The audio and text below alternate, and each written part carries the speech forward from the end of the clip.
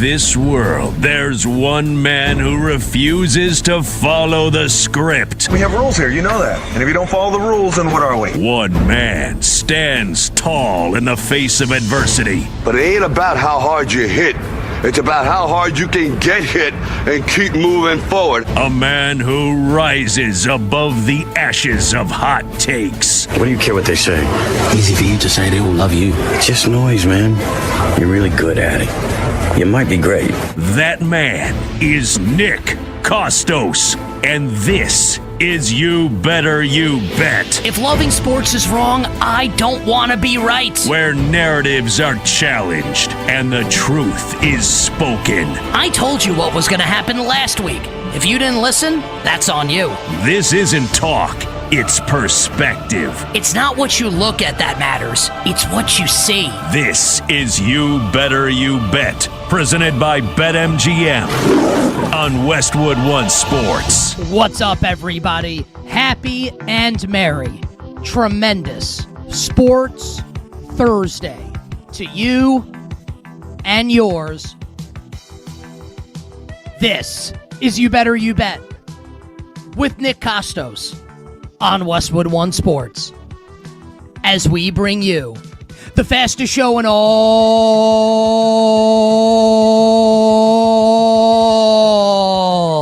of sports. The show presented today and always by BetMGM. Make it legendary by downloading the BetMGM app and visiting BetMGM.com. And on this Thursday morning, the world of sports on fire. And we are going to get to all the big stories, including it's time for us to answer this question. What happens if Mike Vrabel is not the head coach of the New England Patriots this season? I'm not saying that's the likely outcome, but we are definitely above 0% that Mike Vrabel is not the head coach of the New England Patriots this season.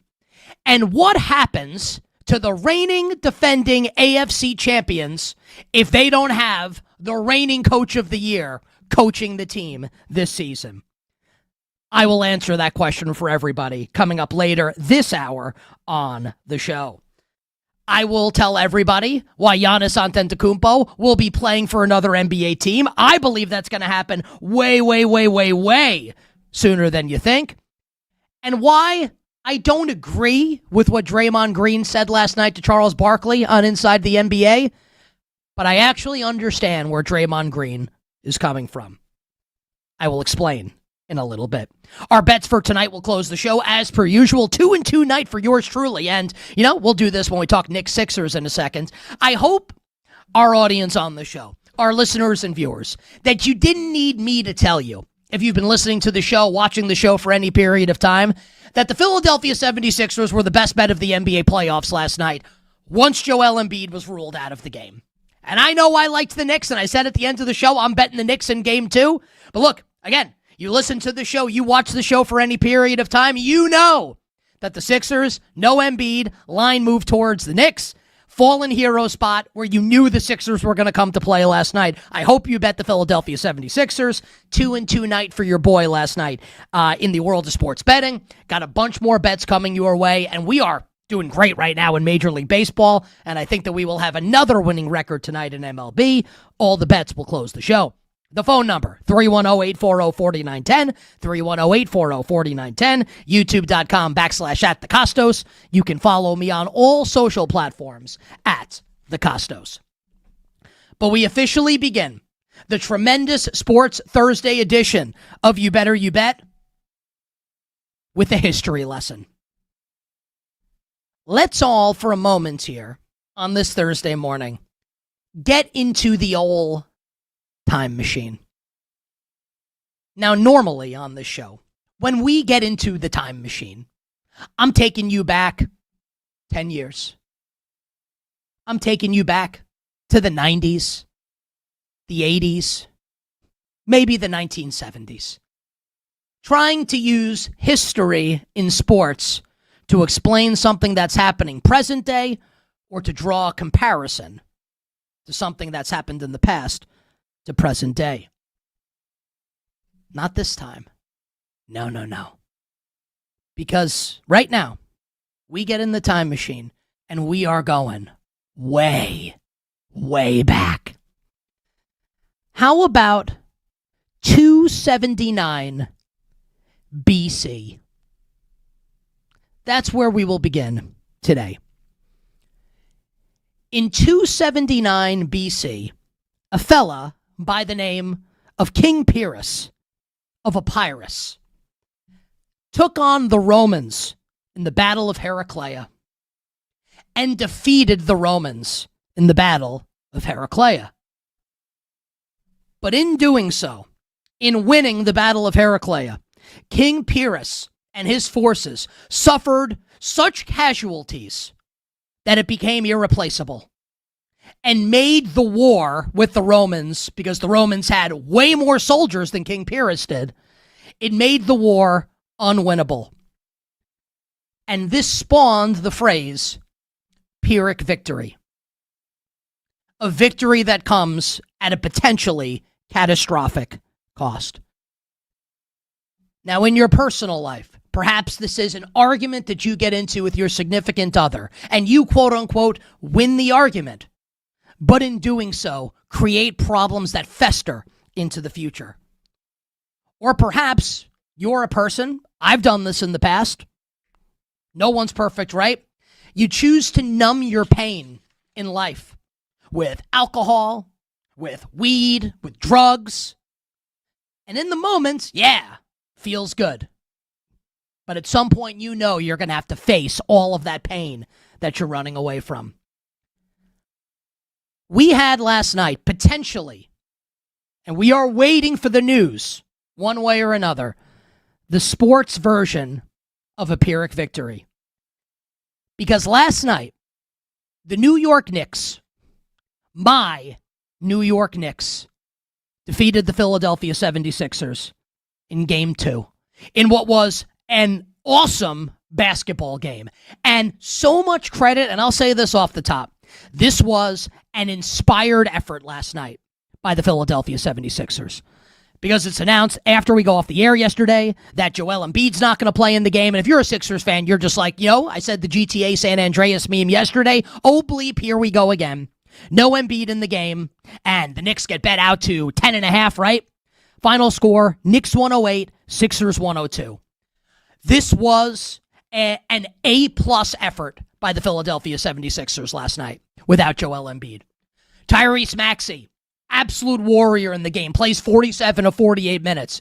VJ Edgecomb's terrific in the game. Paul George rises to the occasion.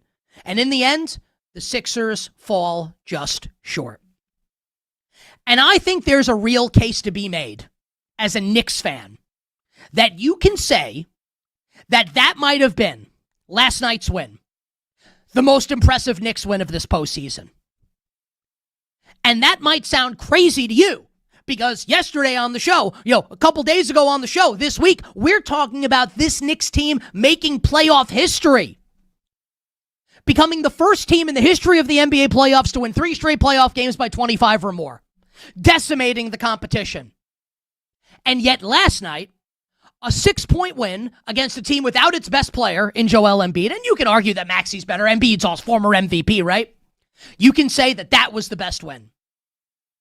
Because throughout the Jalen Brunson era, like last year, a couple of years ago, the Knicks lose that game.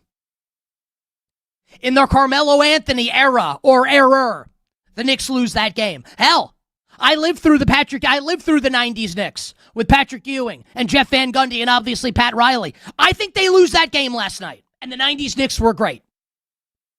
The Knicks absorbed a couple haymakers from the 76ers who were backs against the wall, wounded animal fighting for its life.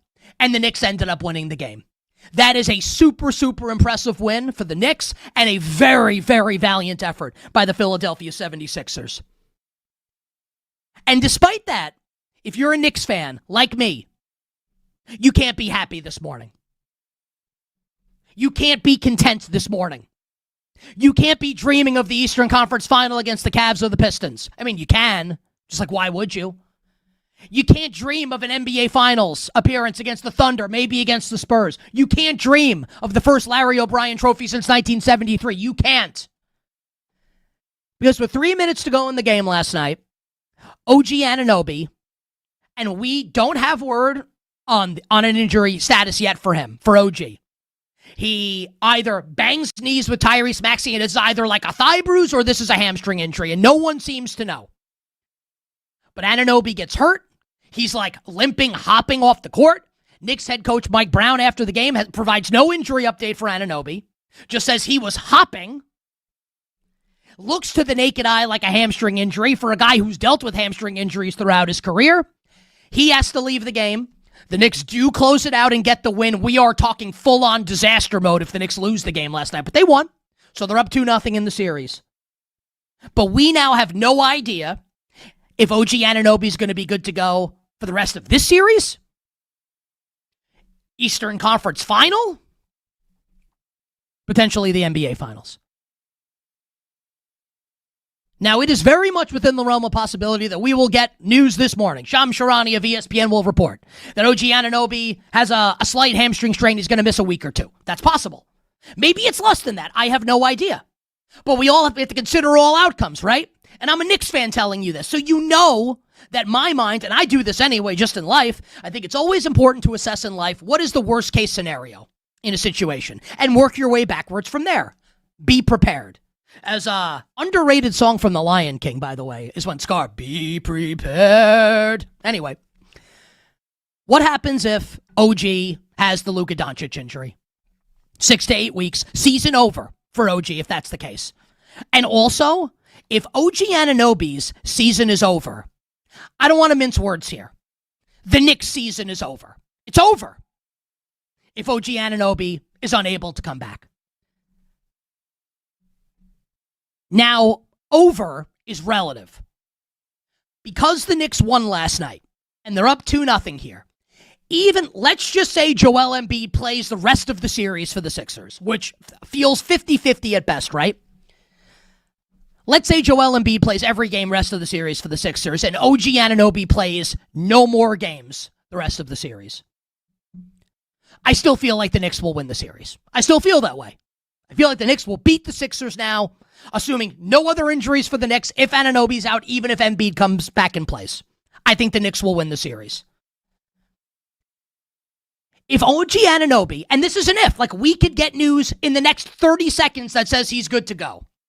But it's my job to talk about all of these potential outcomes here, right? If OG Anunoby doesn't play for the Knicks in the Eastern Conference Final against either the Pistons or the Cavaliers, assuming they win the series, which I think they will, I don't think they're winning the East. Like, they're done, I believe, in the Eastern Conference without OG Anunoby, who you can make the argument, and our friend Justin Termini of SiriusXM NBA Radio, he said it Monday on the show. I'm not the only person saying this. Really smart people that cover and love the NBA are saying this also. Has OG Anunoby been the best player in the postseason, period? Not just the best Knick, the best player in the postseason? 21-7? Ridiculous defense? Insane shot making? Clutch three-pointers?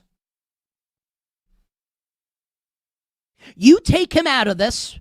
This is like, ultimately, you're removing the piece of the Jenga tower that sends the whole son of a bitch crumbling down. Now, maybe you think, okay, Anunoby doesn't play, like Deuce McBride can step up. And like, this is the situation right now. Deuce McBride's getting asked in the Knicks locker room last night, what happens if you have to replace OG Anunoby? And he's giving a legitimate answer to the question, which doesn't mean Anunoby's hurt. Just like, this is where we're at. Here's more Deuce. Here's Landry Shamet. I mean, this is a nightmare if you're a Knicks fan. A nightmare. A nightmare. Even if you wanted to construct an argument that the Knicks could beat the Cavs or the Pistons, and I'm open to it. I don't think they would, but I'm open to it. To win without OG? Come on. Come on. NBA Finals against the Thunder. No OG Anunoby. You think the Knicks are even sniffing beating the Thunder in a 7-game series? You think they're sniffing beating the Spurs in a 7-game series without OG Anunoby? No chance. No. It's brutal. And I get it. Aside from the fact that I feel like people hate the Knicks, and we don't have to debate whether that's right or wrong for me. It doesn't matter. I get it. The Knicks are far from the only team, and Knicks fans are far from the only fans that have to deal with stuff like this. We see it every year in the NBA playoffs, where players get hurt, and it absolutely swings. And maybe this injury, let's say he's done for the year. It doesn't necessarily swing who wins the title, because I don't think the Knicks are likely to win the title anyway. But, the Knicks are far from the only team that has to deal with something like this. I mean, hell, you're a Lakers fan, right? You have Luka Doncic. And Luka's better than OG Anunoby, right? So I'm not trying to be like, you, the listener, you, the viewer, you're not a Knicks fan. Get out the world's smallest violin, the Stradivarius, big or small, and strum it for me. I'm not asking you to do that. I get it. This happens. No fan base is immune to it. This sort of thing happens to everybody. Hell, how about you're a Cavs fan? In the first finals against the Warriors, you're up 2-1. Kevin Love and Kyrie Irving both get hurt. I mean, the history is littered with examples of players getting hurt in the postseason. But look, I'm a Knicks fan, and I'm the one dealing with it now. And it sucks if this is what it is. And it may not be. And I pray that 20 minutes from now, an hour from now, 3 hours from now, whether we're on the air or off the air, I pray to the sports gods that I'm able to look back on this and say, you know what? It was all for naught. It's all good. He's going to be out for a couple games. Knicks can absorb that. He misses no games, whatever.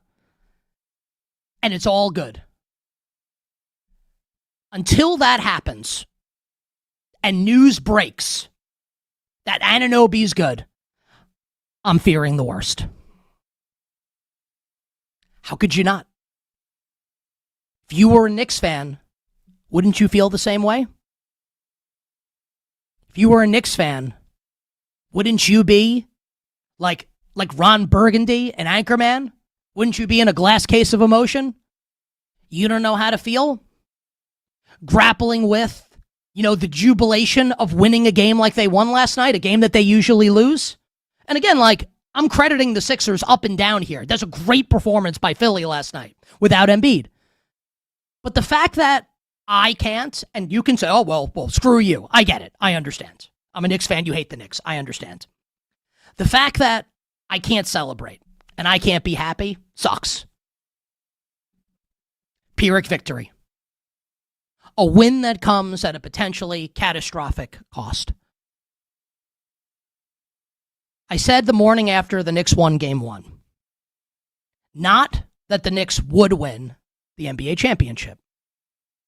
Gun to my head, I don't think they will, even with a healthy OG Anunoby. But what I said was, they can win the championship. It's not 51%. It's not even 50%. It may not even be 30%.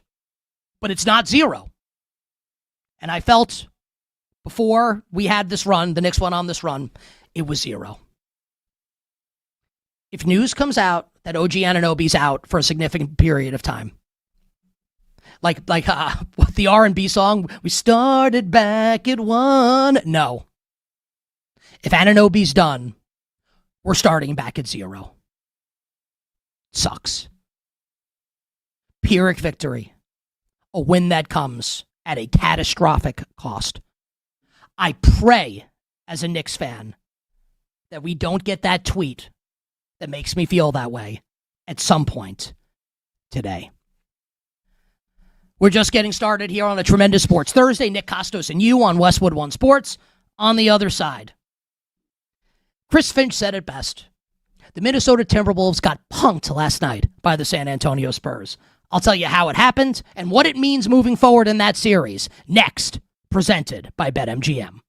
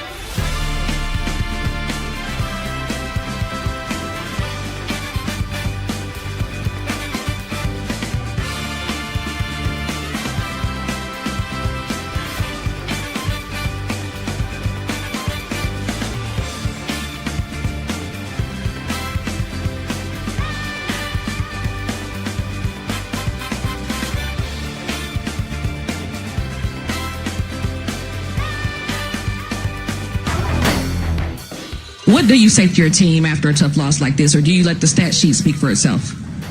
No, I just told them we just got punked.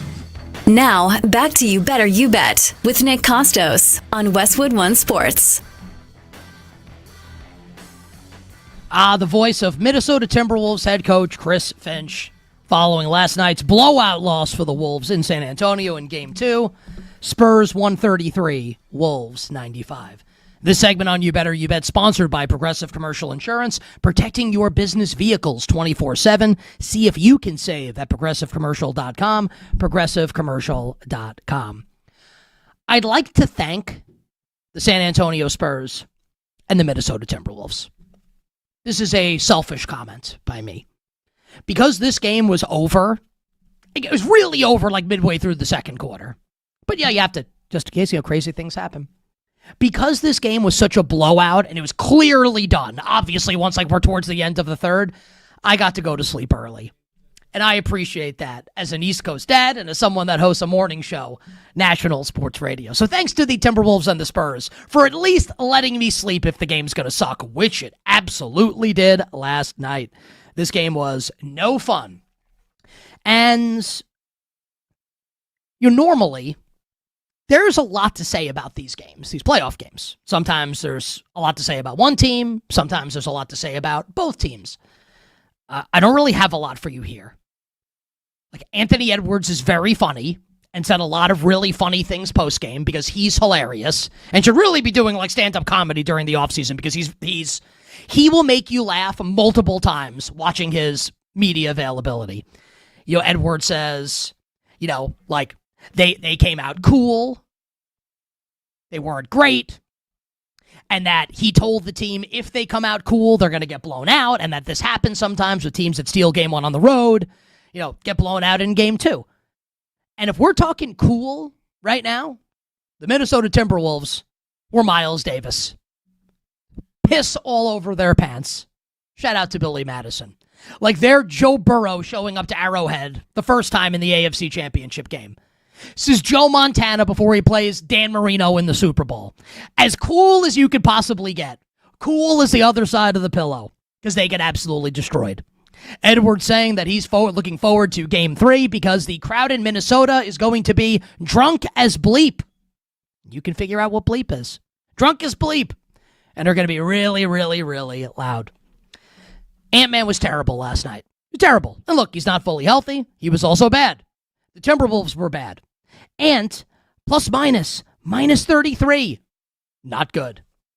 And the San Antonio Spurs, ton of credit to them, right? And to Mitch Johnson and to Wemby and to the players on this team who took a gut punch loss in game number 1 and came out firing in game number 2. So yes, the Spurs just waylaid, seal clubbed the Timberwolves last night. Ultimately, though, Minnesota did its job. The Wolves absolutely did their job in the first 2 games of this series, where with a less than 100% Anthony Edwards and no Dante DiVincenzo, if you had told the Minnesota Timberwolves, hey, you're going to split in San Antonio, and this is going to be 1-1 going back to Minnesota, they would have pushed over women and children to sign that piece of paper in blood. A split? Please. As huge underdogs in both games to split? They did their jobs. Absolutely did. And the Spurs did their job in game number 2. And I can't help but really liking and respecting both these teams. Minnesota, I know they got blown. I bet them last night. This was a non-competitive game. What the Wolves have done in this postseason, and we've said it a lot, but I think it does bear repeating, has been nothing short of extraordinary. The fact that they're even in this spot with the injuries they've had and the teams that they've played is extraordinary. And it would have been easy for a young team, because people forget that, right? The Spurs are exceptional. They are very young. And besides for Harrison Barnes and one playoff series for De'Aaron Fox, this team lacks playoff experience. Would it have really been that surprising last night for the Spurs to lay another egg against a tough, physical team that wants to step on your throat, like the Minnesota Timberwolves? It wouldn't have been the most surprising thing in the world. It didn't even come close to happening. That is a great bounce-back effort from Mitch Johnson, from Wemby, from Steph Castle, from De'Aaron Fox, from the Spurs. 7 players in double figures, and they get the job done. So now we spin this forward to tomorrow night in Game 3 in Minnesota, where the Spurs are 3.5-point road favorites. I think the Spurs are going to win the series. And I said that to you after they lost Game 1. I do think the Spurs are better, and they're healthier than Minnesota. And at some point, like, the Wolves are going to succumb to these injuries. Like, they're not going to the NBA Finals, even if it would be cool if they did. I don't even think they're beating the Spurs, and I certainly don't think they'd beat the Thunder, even if they did get past San Antonio. But what I do feel confident in, these games in Minnesota are going to be bloodbaths. Wars. That crowd, like, Anthony Edwards isn't wrong. Not that everyone's going to be hammered at the game, but that's going to be like Roman Coliseum level bloodthirsty crowd. Like, that, like, absolutely lubed up and insane. And the Wolves are going to be out to punish the Spurs. What do I think's the most likely scenario? They split in Minnesota. The Spurs win Game 5 and probably win Game 6 on the road in Minnesota. Maybe San Antonio wins Game 7 at home. So I do think the Spurs will win the series. But I think we are looking at 2 really, really fun, physical basketball games between 2 fun, physical teams that get it and that know when to perform, even with Minnesota's loss last night. You have to give them a little bit of a mulligan with how this has gone. So great job by the Spurs. Great job by the Wolves in Game 1. And I think we are in for a tremendous rest of the series with Minnesota and San Antonio. You better you bet on this Thursday. Nick Kostos and you on Westwood One Sports. We'll do a little National Football League coming up in a few minutes, but one other story in the NBA to hit right now, and we'll do a little Jaylen Brown and the latest on Jaylen Brown and the latest on Giannis in the final hour, the power hour of the show. Last night, so ESPN has the games last night, right? So NBC and Peacock had every single game won in all the series, so ESPN's got the games last night. So we get Inside the NBA. And filling in for Shaquille O'Neal and Inside the NBA, so it's Ernie and it's Kenny and it's Charles Barkley, is Draymond Green. And we've seen Draymond do stuff, obviously, with this crew in the past. So Draymond's on the crew last night. And him and Charles Barkley, I want to say that they got into it, but it never turned into them, like, screaming at each other.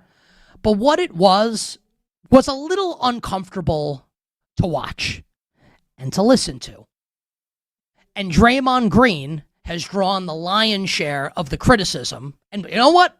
Lion's share implies that there is any criticism coming the way of the other person, which is Charles Barkley. Draymond Green has been getting dragged by 100% of people, basically, since this went down. Now, in case you missed it, we're going to play the audio for you. So this starts because they're talking on the set about aging teams and how it's difficult for teams to win when you get up into your late 30s. And Charles Barkley is talking to Draymond Green about the position the Golden State Warriors find themselves in right now, right? With Curry towards the end of his career, Draymond towards the end of his career. Klay Thompson's not there anymore, and Jimmy Butler obviously tearing his ACL this season for the Warriors. So here is what Charles Barkley said to Draymond Green about Golden State. Well, it's over for the Warriors. There you go. I mean, no disrespect. But disrespect is. No disrespect. Disrespect. It ends for every old team. You have your run. You get old. Y'all let Clay go. So Barkley says that to Draymond Green. He's basically telling Draymond to his face, whether it's true or not. And it is. Like, the Warriors, what are they going to do? Like, bring LeBron back? Like, do the Expendables, all the old guys? Maybe it'd be really fun. They're going to beat Oklahoma City in a 7-game series next year? Stop it. The Spurs? Come on. So it's not that Barkley's wrong, but think about what Barkley said to Draymond. Now, what drew the headlines, Draymond Green's response to Charles Barkley. Take a listen. I think the goal is just to not look like you in the Houston Rockets uniform. Yeah. Is ultimately the goal for us. Like, we don't want to. What does that look like? Did you see it? I'm just asking. I saw it. So Draymond takes a big shot at Charles Barkley. I don't want to look like you did in a Houston Rockets uniform. I'll say it just to say it because it needs to be said, but everybody's saying it, and they're right to say it. Charles Barkley, and this is a compliment to Barkley and not an insult to Draymond Green. Charles Barkley is 3 times the player Draymond Green is. Charles Barkley was way better than Draymond Green is throughout his career. And Draymond, when it's all said and done, is going to the Hall of Fame. Draymond is not an all-time great player in the way like LeBron's an all-time great player, or like Nikola Jokic is going to be, or like Bird or Magic or any of those guys. He's not at that level, but Draymond Green is an all-time great player. Again, not in the same way that some guys are, but given his role on the Dynastic Warriors, he's an all-time great. He's going to the Hall of Fame. So I don't mean this as an insult to Draymond Green. But I think that people kind of forget, candidly, and maybe you're a little younger, and maybe your experience with Charles Barkley has been that he's this, pudgy, affable, self-deprecating guy on TV who played and didn't win a championship. And maybe that's your experience with Charles Barkley. It's important to say, and then I'm moving on past this point because everybody's going to say it, so I don't feel like I need to belabor the point here. Charles Barkley is an all-time great player and like in a different class than Draymond Green. And probably, again, like levels above Draymond Green. And he's referencing Charles Barkley's time in Houston where Barkley was awesome with the Rockets. Maybe not for the entirety of his tenure, but like if not for John Stockton buzzer beater, and if not for Barkley getting hurt, like the Rockets go to the NBA Finals in 98, not the Utah Jazz. So it's not like Barkley was some scrub. This isn't Willie Mays playing for the New York Mets, Emmitt Smith for the Arizona Cardinals. That's not what this is. It's like Draymond's wrong to say that. And everyone is pointing that out. And they're right. And look, like, Draymond has done and said a lot of things that are indefensible throughout his career. He sucker punched one of his teammates. Whether you like Jordan Poole or not, like he sucker punched Jordan Poole and knocked him out. This happened. Right? I'm not like speculating. It happened. There's video of it. I do want to defend Draymond Green. Now, it is true that Draymond Green and his podcast is under the Odyssey umbrella. I want to say that off the bat. Like, we are teammates technically at Odyssey. Like, teammates is a word used loosely. But look, like he's drawing a paycheck from the same company I draw a paycheck from, right? So I want to say that off the bat. But I'm not defending him just because of that. But I do just want to say that off the bat.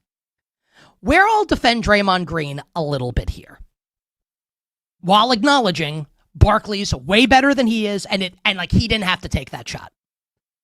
He's sitting there and just like put yourself in his shoes for a moment, right? You're Draymond Green, and in doing so, perhaps you have this in your life, but if you don't, just imagine if you did. And there are a lot of good people that don't have that drive, so it doesn't mean you're a bad person. Draymond Green, clearly with all of his success, is someone who is extremely driven, right? Who cares about winning, right? Whether you like him or not, that's true. So now he is someone in Draymond Green who is facing his basketball mortality. And I am sure that Draymond Green, deep down, he knows he's never winning another championship.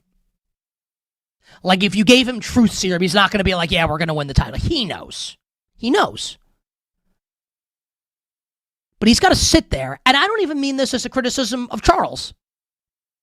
That's a difficult thing to have to hear. Someone telling you you're done. You'll never win again. That sucks, whether it's true or not, and it is true, it sucks to hear. Does that excuse Draymond taking an unnecessary shot and an incorrect shot at Charles? No. Ideally, you would want Draymond to laugh it off and say, maybe, maybe not, but look, it's been a great run and we hope to keep it going. Whatever. That would have been, if you're scripting it after the fact, the better way to go about it. No question about it, right? He's a human being. And I'm not suggesting all humans handle all situations the same way, just that I understand why he got defensive in that moment. Not excusing like he's wrong to say what he said. And it's not even that Charles was wrong to say what he said, but can you put yourself in his shoes in that moment and understand why he felt defensive? Is all I'm saying. This isn't like Draymond Green woke up in the morning, I think, and said, you know what? I'm taking Charles down. I doubt that that's the case. I think he's backed into a corner. He's a fierce competitor. He's being told that he'll never win again, even if he knows it's true, and he lashed out. It doesn't mean he's right. All I'm saying is, I get it. On the other side, we're going to turn our attention to the National Football League. And I will attempt to answer this question because it needs to be asked and it needs to be answered. What happens if Mike Vrabel does not coach the New England Patriots this season? That's coming up next on You Better You Bet.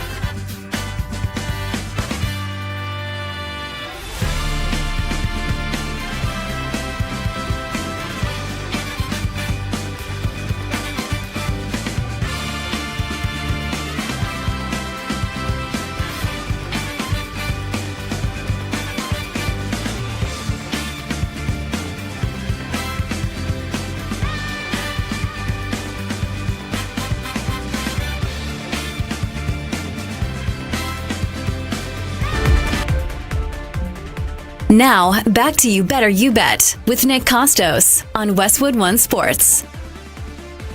All right. When the games get bigger, the crowds get louder, and the excitement reaches a new level. Be part of the playoff action when you bet with boosted odds. Activate your odds boost token for any bet on the NBA playoffs, and you'll receive a bigger payout if your bet wins. Get ready for tip-off with BetMGM. Make it legendary. Download the BetMGM app today, and please gamble responsibly. Want to make sure I just mention this.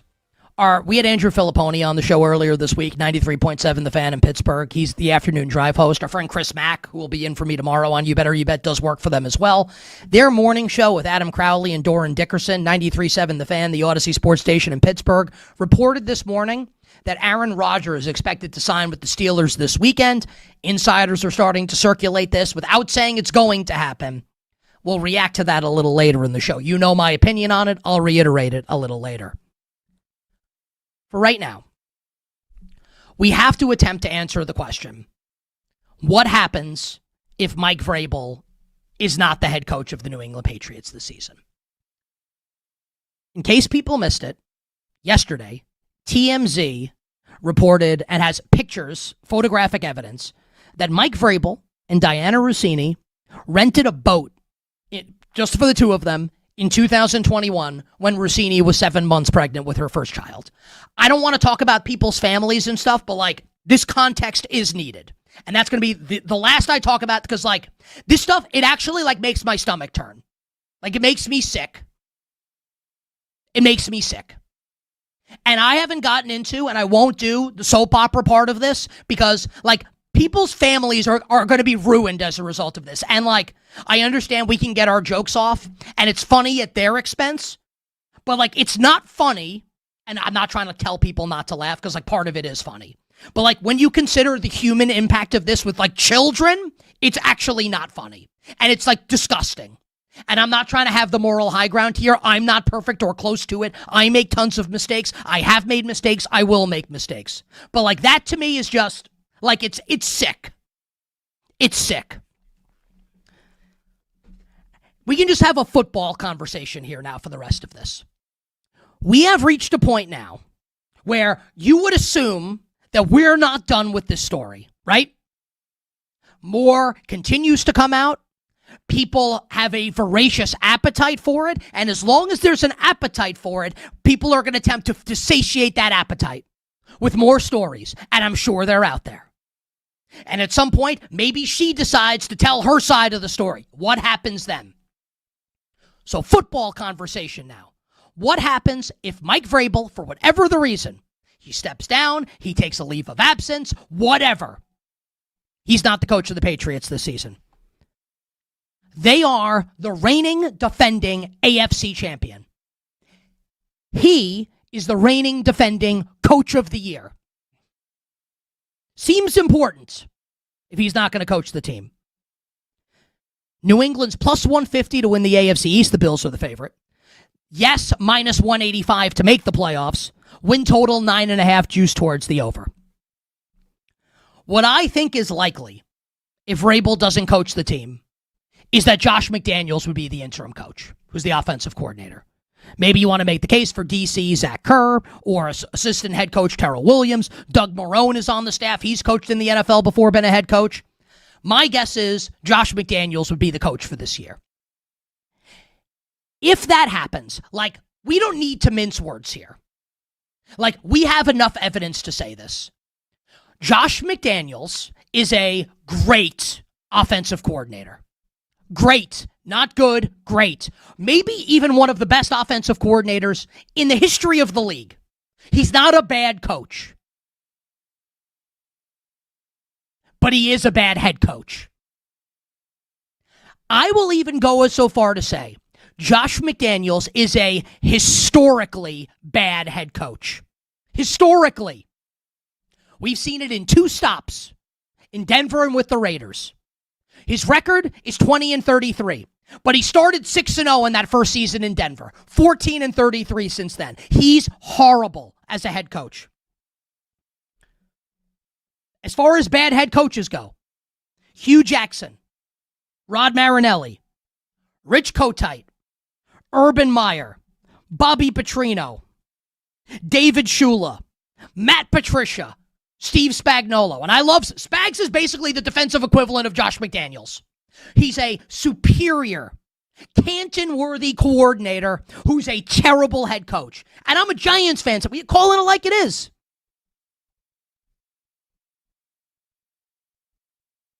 If Mike Vrabel's not coaching the Patriots this year, and Josh McDaniels is the head coach, and I'm not saying this is 50% or more than 50%, but like you have to acknowledge, you the person listening and watching, we are at more than 0%. So then it becomes my job to talk about it.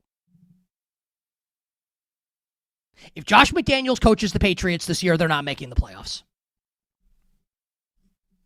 If Josh McDaniels is the coach of the Patriots, this team will not make the postseason. Buffalo, Baltimore, Cincinnati, Houston, Jacksonville, Denver, the Chiefs, the Chargers. There's 8 teams right there, all like better than New England. If Josh McDaniels is coaching New England. We've seen it with McDaniels. We don't have to speculate what it would look like. We know what it looks like with Josh McDaniels. And I understand that Drake May is awesome. I get it. The AFC is not the NFC. That conference is loaded, and Kansas City's going to be on the way back, and Baltimore's going to be on the way back. Again, I'm not saying it's the likely outcome. I have no idea. Is it more than 0%? And what percent do you think it is that Vrabel doesn't coach the Patriots this season? And what happens if he doesn't? Hour 1 done. Hour 2 for you coming up on the other side. We will start the hour talking National Football League with the great Robert Mays, host of the Athletic Football Show, here on Westwood One Sports.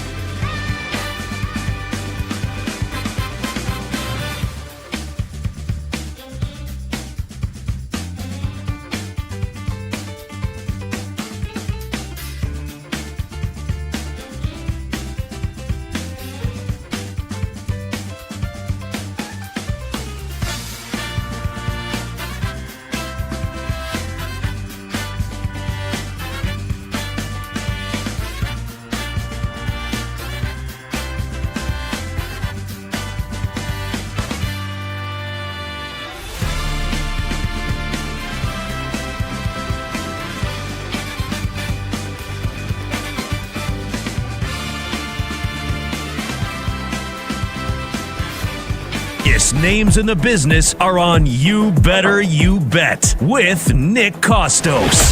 Hey, this is Joe Buck, and you have done it. You have found it. You are listening to You Better You Bet. Great decision. Hi, this is Kevin Harlan of CBS, Westwood One, and TNT, and I'm listening, as you do every day, to You Better You Bet with the most handsome single man in the radio business. A man who, if I was not married for 38 years, I might consider myself the kind of guy that can electrify a listening audience and a crowd of bystanders watching him do what he does so well each and every day. Continue to listen right here on You Better You Bet. This is You Better You Bet on Westwood One Sports. Brought to you by BetMGM. The tremendous Sports Thursday edition of You Better You Bet rolls on. Nick Kostos, our incredible crew, and you on Westwood One Sports. Man, I want to say I love the first hour of the show today, but I'm waiting for the other shoe to drop. What a win last night for my New York Knicks. Up 2-0 against the Philadelphia 76ers. Looking like the likely Eastern Conference representative in the NBA Finals. But OG Anunoby gets hurt with 3 minutes to play. We are awaiting news on Anunoby one way or another. If he is out for any significant period of time, we can call it like it is. They're done. They can win this series against the Sixers already up 2-0. They won't beat the Cavs. They won't beat the Pistons. And even if they did, no chance against either the Thunder or the Spurs in the NBA Finals. So Knicks fans, basketball fans waiting with bated breath on the news as it concerns OG Anunoby. We expect that to come out likely at some point here this morning. We talked about the Wolves and the Spurs as well. Credit to San Antonio for the blowout win last night. Also, credit to Minnesota for even winning and stealing Game 1. I can't wait for Game 3 tomorrow night in Minnesota. Should be an absolute bloodbath. I defended Draymond Green for his comments last night. If you missed it, you can find it in podcast form. He wasn't right to say what he said to Charles Barkley, but I get it. And I also attempted to answer the question, and we'll do this with my friend Robert Mays in a moment. What happens if Mike Vrabel doesn't coach the New England Patriots this season? And with that, we welcome to the show. And I love having him on because, as I tell him on air and off air when he comes on, I am, as the audience knows, someone who lives in the minutia of the National Football League. I love it. And along with my friend Greg Rosenthal and his show NFL Daily, and our friend Nate Tice, who comes on the show, Football 301 for Yahoo, the Athletic Football Show hosted by Robert Mays. If you love the NFL, and I do, this is a show that you should be checking out. I absolutely love it. And I love when Robert comes on the show. Robert Mays with us now. Check out the Athletic Football Show wherever you find your podcasts and on YouTube as well. My friend, thank you very much for the time and for coming back on. Happy to be here. Appreciate it. Let's get right into it. Just football. If Mike Vrabel, Robert, is not the head coach of the New England Patriots this season, and you can maybe have a different opinion than me, I think it's likely Josh McDaniels would be the coach. If that happened, maybe you want to make the case for someone else. But if it's Josh McDaniels coaching the Patriots this season, what does that mean for the 2026 New England Patriots and the AFC? I think the Patriots are probably going to take a step back anyway. And so I don't know what it means for their ceiling. Like, I didn't necessarily expect the Patriots to be like a Super Bowl contender again this year. I think there are a lot of reasons to believe that they might be due for a tiny bit of regression in a lot of ways. And so I think that there's a chance that having a Josh McDaniels or somebody else be the head coach of the Patriots this year means they just have a lower ceiling. But I wasn't that excited about that ceiling anyway. So I think there's no way to, it's so hard to speculate on it. Like, I have no idea what that would look like. It's hard to quantify what Vrabel's impact on the Patriots is. Like, just because when you have these CEO type of head coaches where how they shape the roster, how they shape the locker room is maybe a little bit quieter, I think it's kind of hard to draw a direct line in terms of how much it's going to affect what the Patriots are on the field compared to like an offensive play caller that might be a head coach. So just to offer this context, right? At BetMGM, the Patriots are currently favored to make the playoffs. Minus 185, yes, to make the postseason. It sounds like you're maybe, I don't want to put words in your mouth, leaning towards them maybe missing the playoffs, even if Vrabel's the coach. You didn't say that. Of course, you can correct me if I'm wrong on that. So, again, let's just play this out. And you can reserve the right to change your mind. If Vrabel, I'm leaning towards no. I don't think they'd make the playoffs if Vrabel's not the coach. Betting market says yes. I kind of disagree with that. Where do you come down on that? I would disagree with that. Like, I think even if he is the coach of the Patriots this year, you're talking about a much, much more difficult schedule. I think we saw some of the issues this team had just from a talent perspective when they got into the playoffs. Like, I do think that the playoffs were kind of a harsh reality check for where the Patriots actually are in the broader NFL hierarchy. They limped through a very watered down, weird AFC playoff field. And then they got to the Super Bowl and got completely outclassed by Seattle. And so I have my questions about what type of team the Patriots actually are beyond who the head coach is going to be. And so I would be hesitant and a little bit skeptical of their chances to make the playoffs no matter who the coach is right now. Would you agree with me when I say this? I'm going to give you a bunch of teams in the AFC that I think will all be better than the Patriots this season. And I want you to tell me if you disagree with any of these. Buffalo, obviously with Joe Brady. I think they're going to at least the championship game this year. Baltimore, I like what the Bengals have done this offseason. I'll take Cincy. Houston, Jacksonville, and the top three teams in the AFC West, Kansas City, Denver, and the Chargers. Do you disagree with any of that in comparison to the reigning AFC champion New England Patriots? I still have my questions about the Bengals. Like, we keep doing this with the Bengals. It's been 3 years since the Bengals made the playoffs. And it's easy to explain why that is. But this idea that, like, maybe the defense will be good enough this year. At a certain point, I find myself being a little bit more hesitant about that than I have been over the last couple years. Jacksonville is a team that I just look at Jacksonville's offseason and I wonder how much better they are. And maybe the simple act of getting Travis Hunter back and having Jacoby Myers for the entire season is going to be enough. But they're a team that I just wonder from a talent perspective, when you look at the roster top to bottom, how much better are they now than they were at the end of last season? So the teams that you threw out, those are probably the two that I'd have questions about. And I still have my questions about the Chargers. No Jesse Minter this year. What is the defense going to look like without Jesse Minter? What they did along the offensive line combined with Mike McDaniel, is that enough for the offense to kind of get taken in a new direction?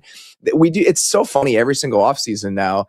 You look at all these teams and even the contenders. How many teams that you just mentioned have a different offensive or defensive play caller than they had at the end of last year? Like, there's so many changing variables.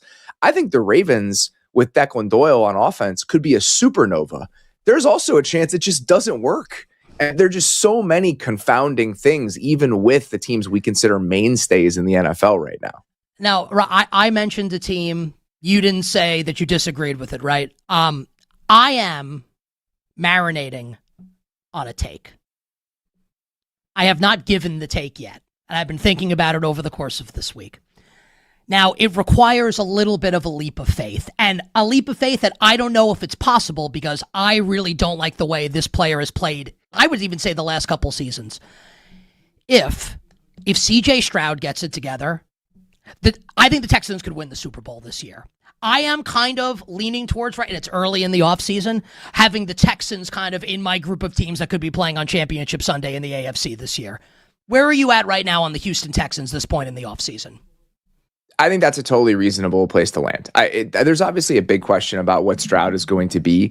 I also think every year on our show, when we get into May and June, we do a series of shows we call just lingering questions. So just questions about how last season ended that in real time, you just didn't have the time or space to answer. Like, we're doing a post-mortem on the Texans season after they lose in the playoffs, but we're also talking about the next round and what's going to happen. Didn't feel like you have a chance to kind of sit there in that moment and be like, man, what happened to CJ Stroud over the last month? But that's one of the ones I'm very excited about, because if you look back at his season last year in totality, I actually think that he was playing pretty well for stretches of last season. And then the way that it ended is now burned into people's brains.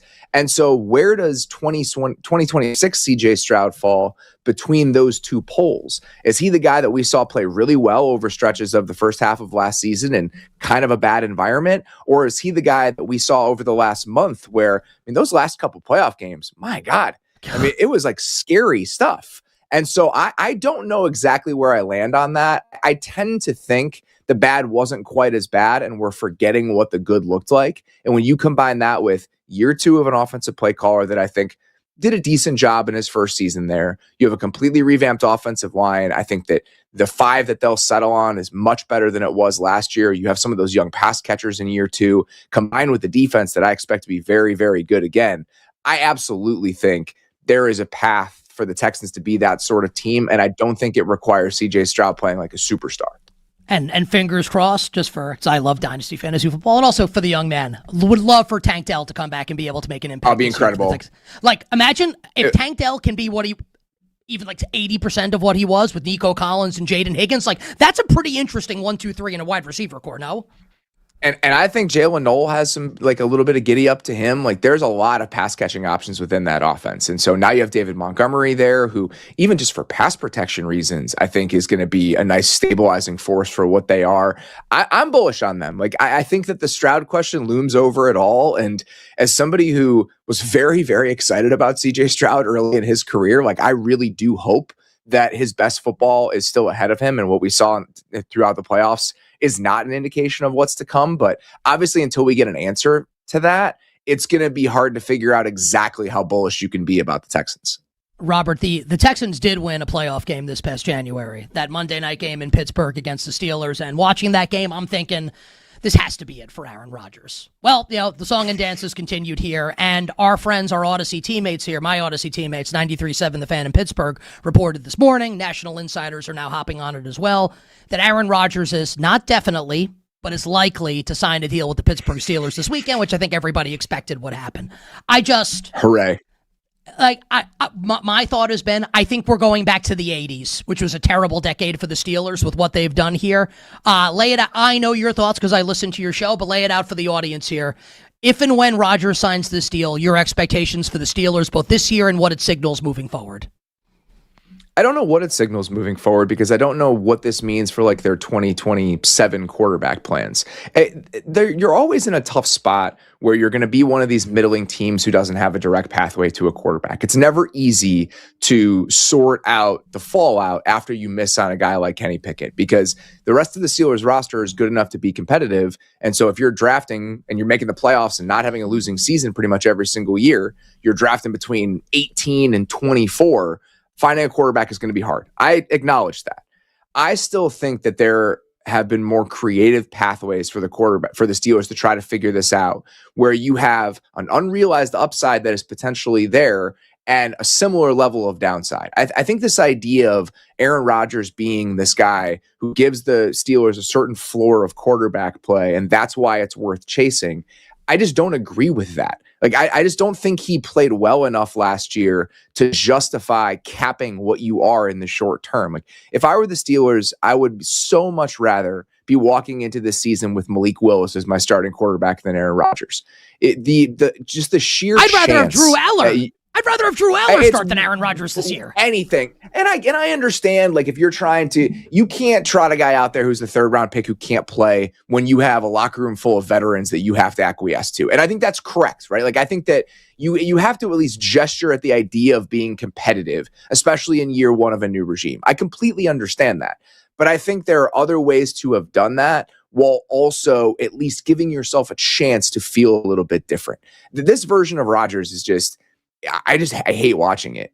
This, even going back to what he was near the end in Green Bay, and I thought that might have been just a product of him being a little bit disinterested. And then if he goes to a place where he's a little bit more bought in, do we see a different version of him? This version of Aaron Rodgers, that's all one-on-one opportunities decided pre-snap, check downs. Like, you look at it, I think the numbers I saw yesterday, I want to hope I get this right, but I'm pretty sure 33% of Aaron Rodgers' pass attempts last year went to the sticks, which was like the lowest rate in the league by like 5 percentage points. I just have no interest in watching that version of quarterback play, especially for a roster that I actually think has a decent amount of talent on it. Like, there's so much of me as I look at some of these young pockets of talent the Steelers potentially have, especially after this draft. And I want to get excited about what this roster can be and some of the youth involved in this roster, and what they're doing at quarterback just completely prevents me from having any sort of enthusiasm about the overall vision for the franchise. A couple more minutes here with our friend Robert Mays, who's the host of the Athletic Football Show. If you're an NFL fan, this needs to be in your feed. You can find him on Twitter at Robert Mays. I just want to follow up on the Steelers here. Do you think it's dramatic? Maybe yes. I can be dramatic at points. Dramatic to insinuate. I think it's right. I think they're screwed. they're not going to be bad enough if Rodgers plays every game this season to be in a position to take one of these. Like you said, let's say they're picking 18 to 24 next year. So now it's Will Howard and Drew Aller, right? And who knows what happens in free agency. Here's Mike McCarthy, this quarterback guru. Like, we've seen this story before. It feels like they're mired in what I call the cycle of 9-8, of 10-7, not good enough to win, not bad enough to bottom out. I'm being sincere. This is one of the legacy franchises, not just in the NFL and all of sports. I think they're screwed for the next 3 to 5 years at minimum here. Is that a dramatic statement, or you think that's fair to say? I think that they put themselves in a position where you're trying to thread a very tough needle. The argument that if I were a Steelers fan and I was trying to play devil's advocate to that, we just saw the Seahawks do this and win the Super Bowl. We just saw them do this. They had a middling record almost every single year. They're picking in the middle of the first round. They stumble into Darnold, and the rest of the quality across the rest of the roster is such that if you can stumble into the 15th best quarterback in the NFL in a decent situation, you can get all the way there. So there are examples of this happening, and I don't think it's impossible. There are multiple different avenues. Let's just 2 hypotheticals. Let's say they're in a position next year where there aren't enough teams that need quarterback desperately, and there are 4 or 5 guys available in the first half of the first round, the same way there was in 2024. They make a move up in the same way that the Vikings did, except instead of drafting J.J. McCarthy, they drafted this version of Bo Nix. And so Bo Nix is on the Steelers moving forward. That's workable. There's enough talent on the roster where you can theoretically be a competitive team if that happens. But how many different things need to go right for you to be in that position? And the veteran quarterback market, let's just say Baker Mayfield doesn't re-sign with the Bucs. Baker Mayfield is a free agent next year. You can give Baker Mayfield a version of the Sam Darnold contract. The offensive line that's full of really young, exciting players is even better than you would have hoped. The DK Pittman, Jeremy Bernard thing comes together. You get one last gas from the defensive guys with Patrick Graham, and you're one of those teams again. I do think that's possible. I just think that it's really, really difficult to thread either of those needles, and that's the position the Steelers have put themselves in. My final question for you, Robert, and appreciate the time. I think about the National Football League, much to my wife's chagrin, a great deal. And I'm trying to think about Championship Sunday in the AFC. Buffalo, Baltimore, maybe Houston's in the mix.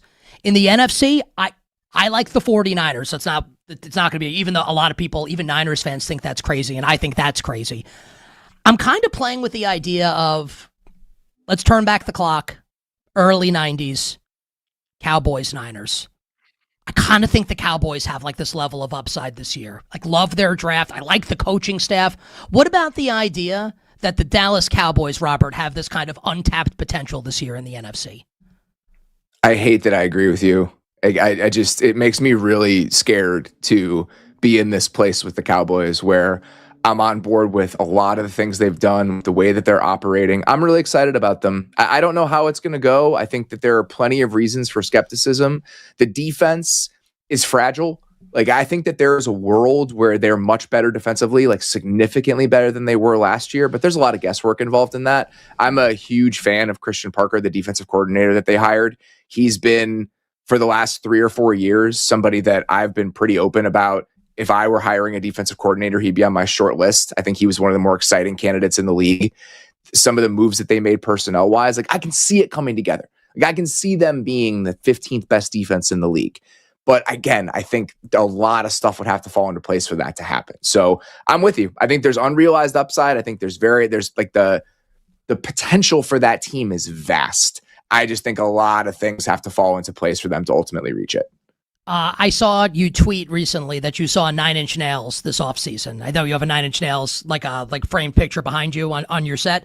I haven't listened to them since I was a really angry teenager, but I know a lot of their big songs. How was 9 Inch Nails in concert? Well, it was a sort of different thing. I don't have to go too deep about it, but they toured last year, and during that tour last year, they had this DJ open for them, this techno DJ. And then so in the middle of their show, the DJ would come out and they would go to this separate stage and do 4 or 5 essentially techno versions of 9 Inch Nails songs. Ooh. And it was very cool.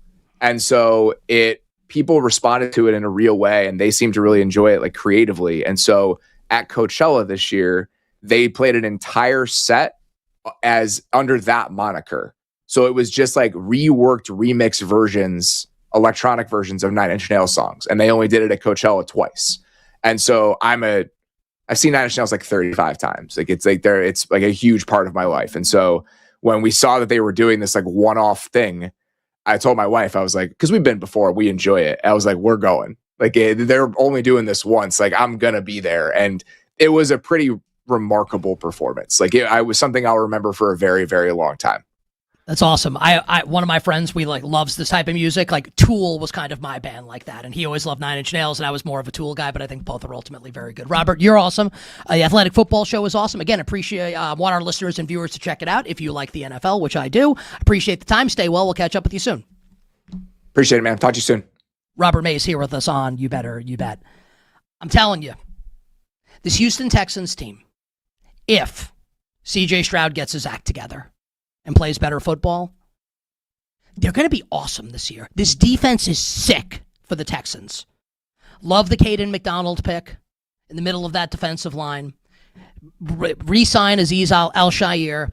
Rutledge on the offensive line. I agree with Robert. The offensive line is going to be better this year. It's just, can Stroud be better than he was in that divisional round playoff game when he was atrocious in New England against the Patriots?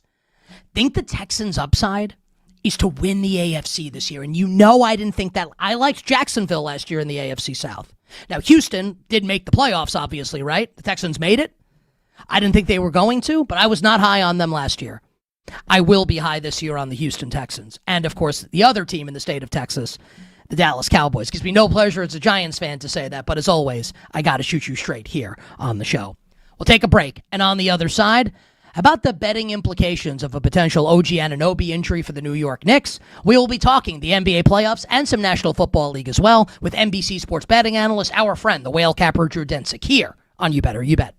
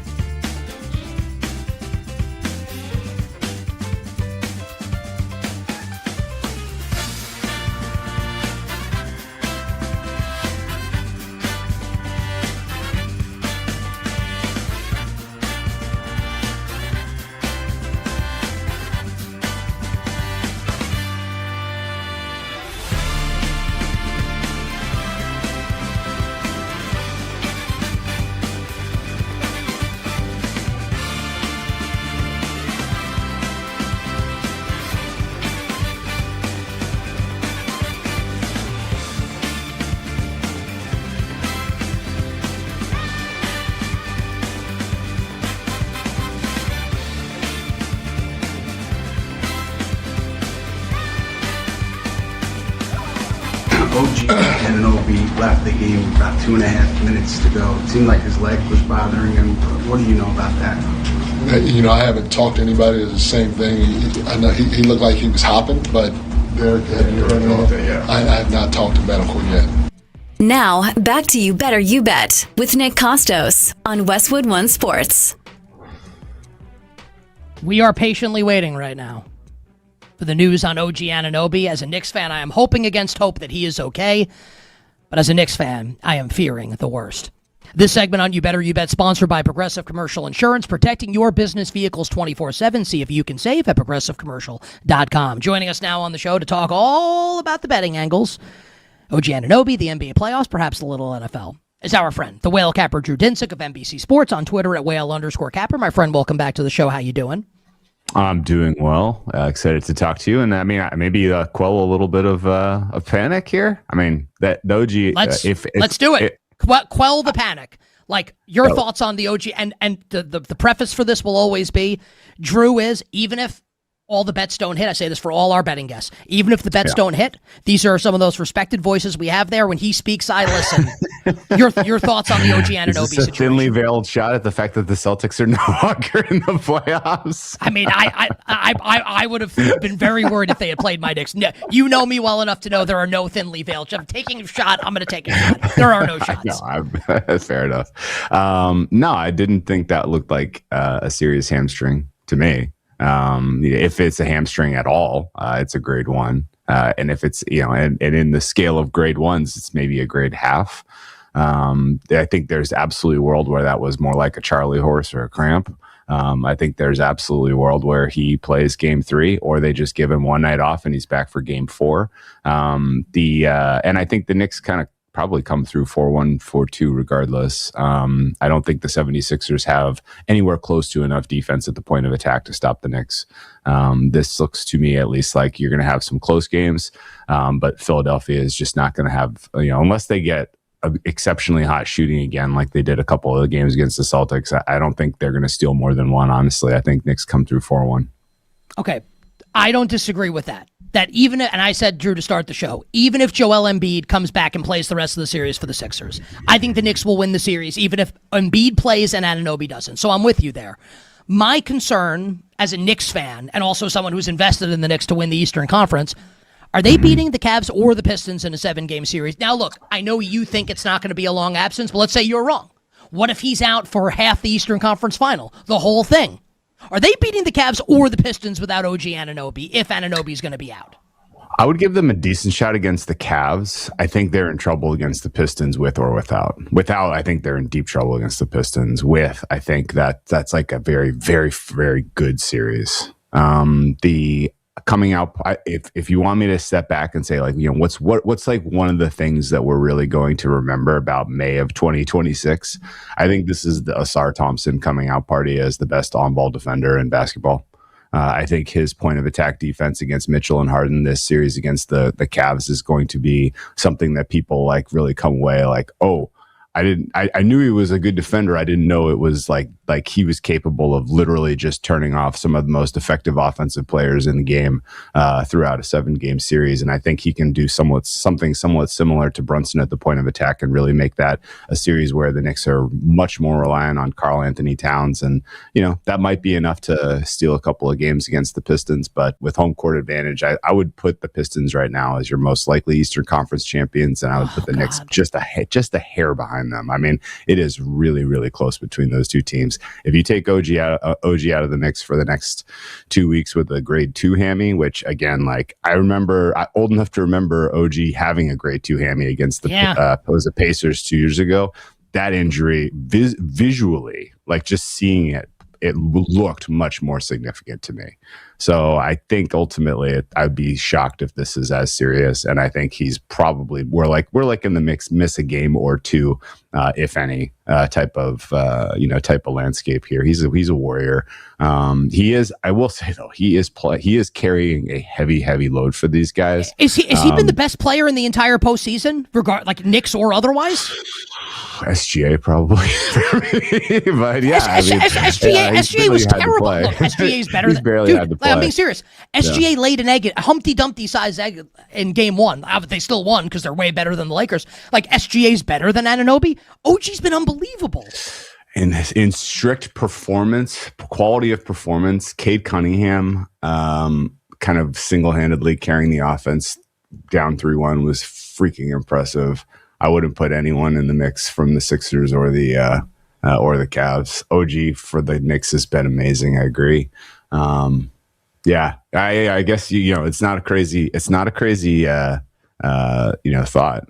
I definitely wouldn't shoot it down. If you're making an all playoffs, all NBA first team, he's on it right now. I can't answer a question like this that I'm about to ask you because I'm so wrapped up in my own nonsense here. Like, I'm being serious. Like, I can't even think straight about this without seeing red and just I want to just lay down on the ground in the fetal position. But look, I want the Knicks to make it so badly that I can't even think about another team winning the East. At BetMGM right now, the Pistons are plus 200 to win the East. The Knicks are minus 110.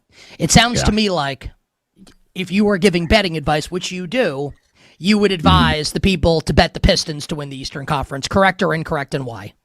Correct, and I have bet it. I'm into the Pistons in the series against the Cavs pretty heavily. I think they come through by margin 4-1, 4-2 are my most likely outcomes for that series. Pistons advance.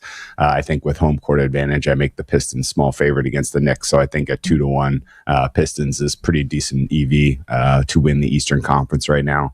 And honestly, I'm fine kind of allowing Jalen Duren to have this a little bit of an out of body experience in terms of not really having the same game we saw from him in the regular season and the postseason, considering this is his first run with this type of role.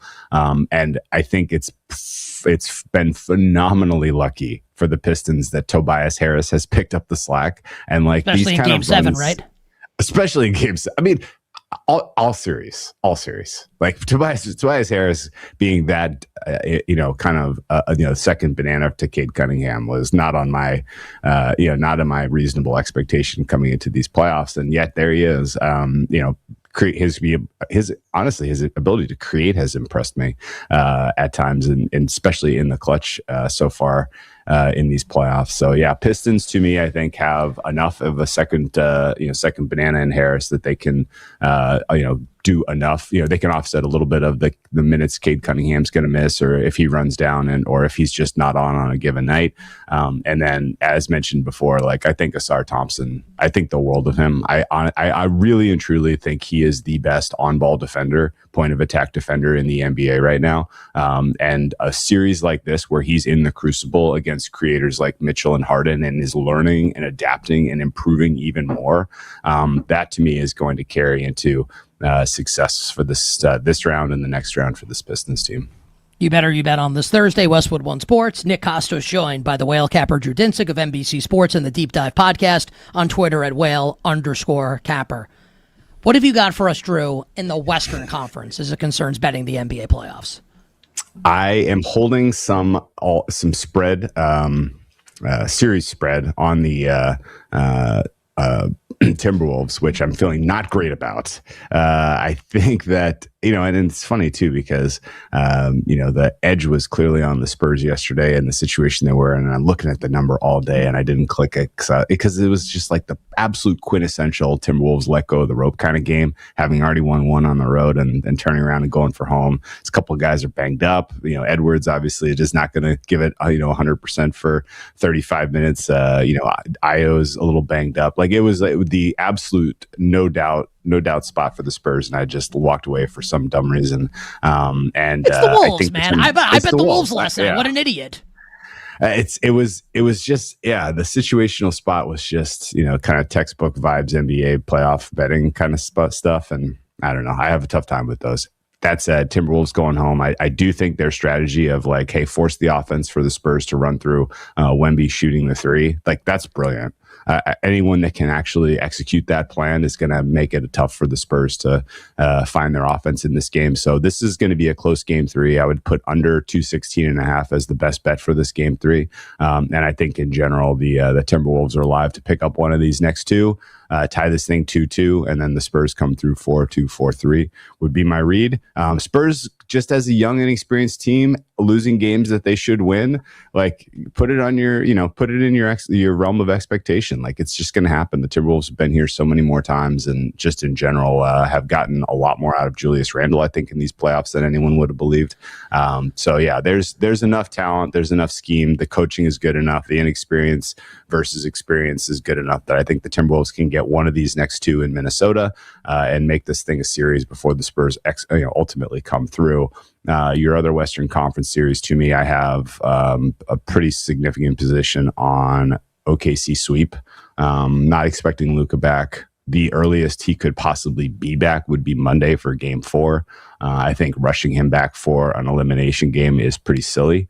And I think in general, even if he does not play Game 4, there will not be a Game 5. So for me, the Thunder are the correct 15.5-point home favorite in a second round playoff series, which is incredible to say out loud. But they're a plus 12.5 team, even without Jalen Williams. And I think right now the Lakers,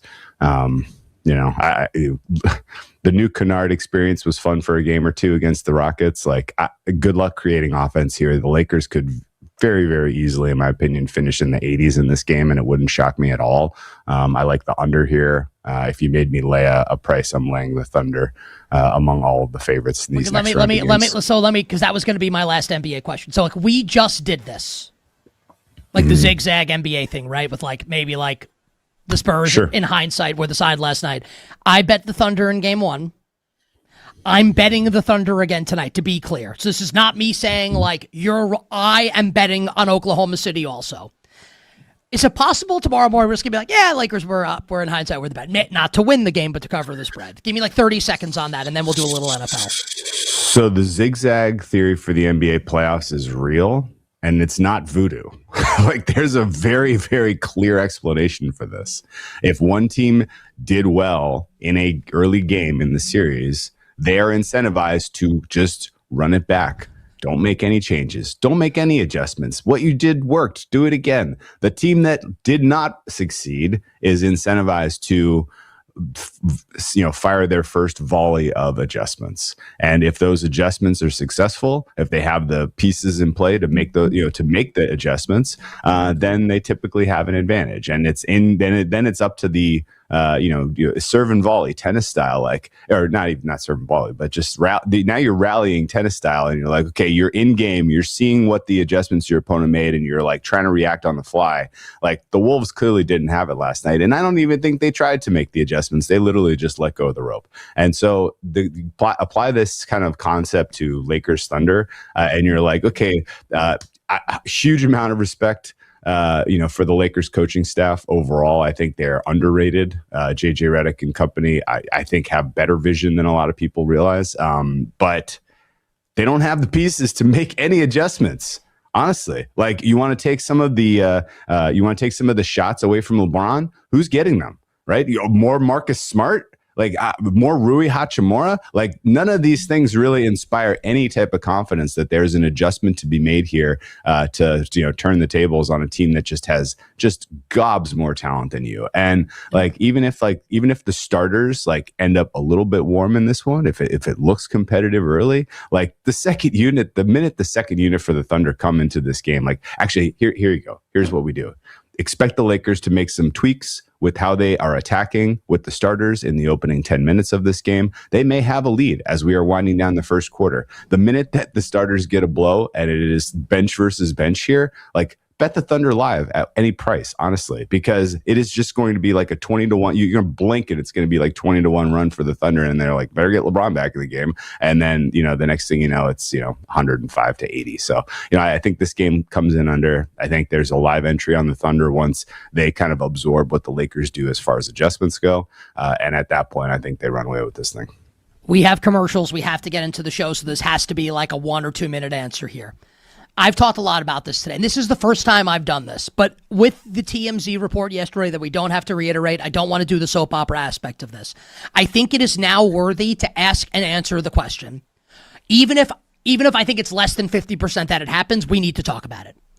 If Mike Vrabel is not the head coach of the New England Patriots this year, which doesn't mean he gets fired, maybe he's whatever it is, he's not the coach of the Patriots. Let's assume Josh McDaniels is. That's the most likely outcome, right? Patriots are minus 185 to make the playoffs, win total of 9.5, juice towards the over.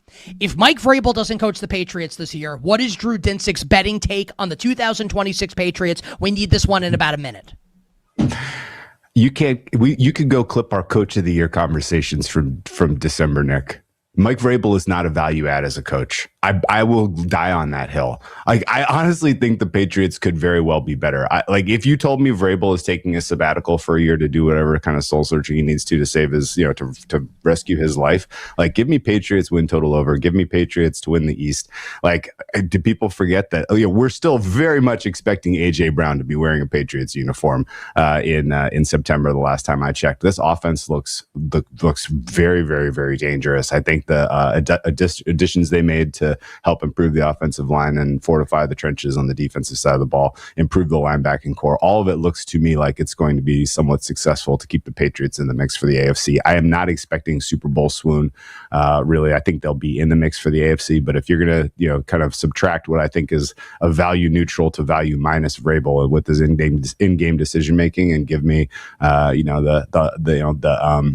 offensive mind of even McDaniels, if it's Josh McDaniels, who's look. I respect you, but to the point that I'm like, is he right while you're talking? If it's Josh McDaniels, if you give him the keys with a new team and new personnel, and he does his red ass, like, I'm really gonna be abrasive to these players and make them hate me, then he's not going to succeed. That's what happened in Denver. That's what happened in Vegas. I think with the team that he is now familiar with being elevated, it's a little bit of a different kind of personal, it's just a different, kind of human environment for him being elevated, as opposed to like now being given the keys with a totally unfamiliar group of players. So I think his scheme is good. I think his offense is going to have weapons that are people are going to be like, wow. And I think Drake May is legit. Like, Drake May was legitimately an MVP number 2 runner last year. He's going to be a top 5 candidate this year, maybe a top 2 candidate this year with AJ Brown on the roster. I got to tell you something. So off air, I said I'm going to ask you this question. Drew, I didn't know what the take was. He said, I have a hot take for you. I thought you were going to be like, yeah, they're going to go 4-13. I did not think it was going the other way. We have to take a break. You're the best man. Drew Dinsick, NBC Sports, on Twitter at @whale_capper. Deep Dive Podcast. We'll talk to you soon. Hey, best of luck, man. All right, take a break. We're talking baseball right after this on You Better You Bet.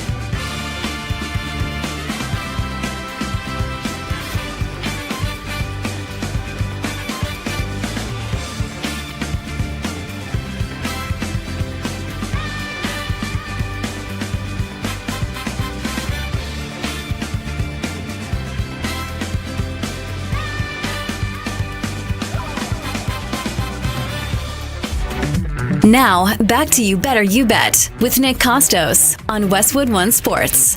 BetMGM players will receive an Any Sport Odds Boost token. To use the token, add a wager made up of bets from any sport to your bet slip and activate the token. If you win your wager that was made with the token, you'll receive extra winnings and unrestricted bonus dollars. Download the BetMGM app today so you can make it legendary. Noteworthy stories from last night in Major League Baseball. Yesterday on the show, we talked about the Chicago Cubs as being worthy of your attention. Streaking, winning in walk-off fashion, maybe being, when it's all said and done, the biggest challenger in the National League to the LA Dodgers. Last night, the Cubs won again in walk-off fashion, beating the Cincinnati Reds 7-6. The Cubs have now won 8 straight games and 18 of 21. But all is not well in Wrigleyville. Starting pitcher Matthew Boyd, in like a freak accident apparently, playing with his kids yesterday morning, injured his left meniscus, going to undergo surgery and be out for an extended period of time. Now he is expected to return at some point this season, but again, going to miss an extended period of time. Remember, we talked about Horton. He's out for the season for the Cubs. Steele is not yet back. It's not a great situation right now for the Chicago Cubs rotation. They've been able to outslug teams because the lineup has been sick, and we touched on that yesterday. But long-term for the Cubs here, not a great situation here with Matthew Boyd going to be out an extended period of time. Something to look at and watch, because the Cubs, I think, have clearly planted their flag. This is going to be a playoff team this year in the National League. What's this rotation going to look like, though, when we get to season's end? And is the lineup, if and when they get there with an injured rotation, if that happens, are they going to be good enough in an October setting to slug their way to a championship? Elsewhere in Major League Baseball, like think about the interview that we had with Tom Verducci on Monday. And my opening question to Tom Verducci, once we got past, we were talking about the late, great John Sterling. But the first season-related question was Red Sox, Mets, Phillies. The Astros were in there as well. Teams with payrolls, high payrolls, and a lot of expectations. What the hell's happened? Now, the Astros are finished. Stick a fork in them. Carlos Correa's out for the season. They're terrible. Since that interview, the Boston Red Sox are 3-0. The New York Mets haven't lost this week, and the Mets have now won 4 of 5. And don't look now, but the Philadelphia Phillies, with the former Yankee, Don Mattingly, as the interim manager, have won 8 of 9. So 3 of those 4 teams that we talked about are now streaking in a good way here in Major League Baseball. I've been betting Mets run line and Phillies run line now. You know, you listen to the show, you watch the show. I've been riding these teams.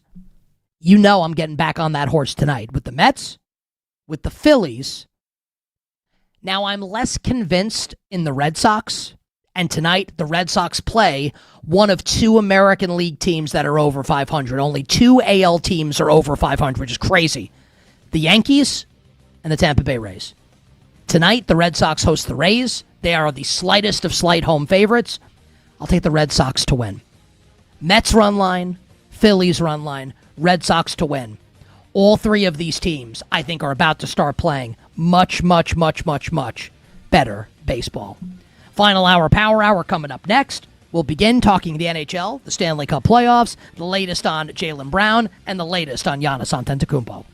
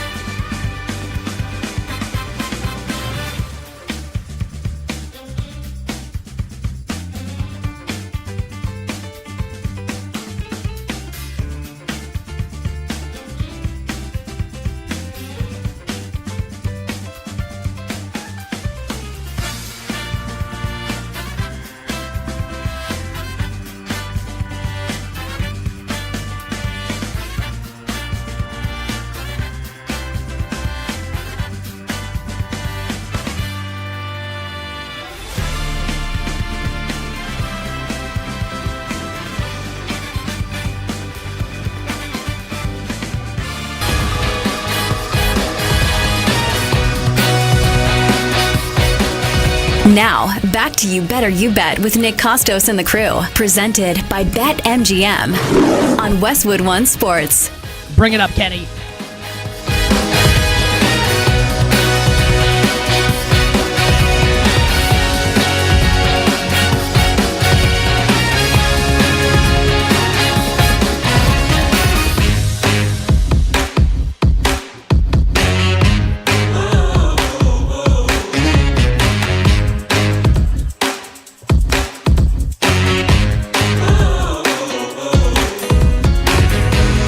Final hour.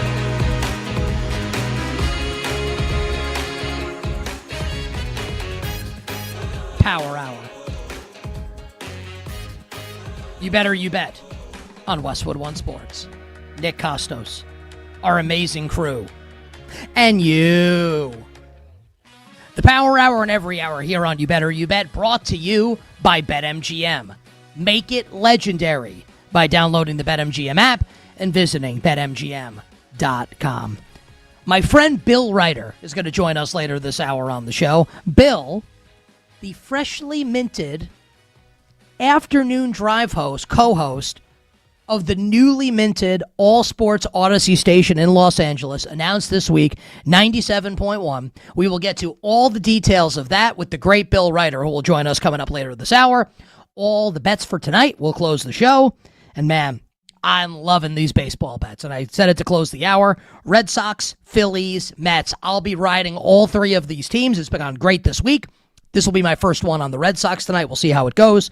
Red Sox, Phillies, and Mets for me tonight in Major League Baseball, and we'll give you the bets for the NBA with Cavs and the Pistons, the Thunder and the Lakers, and some National Hockey League as well.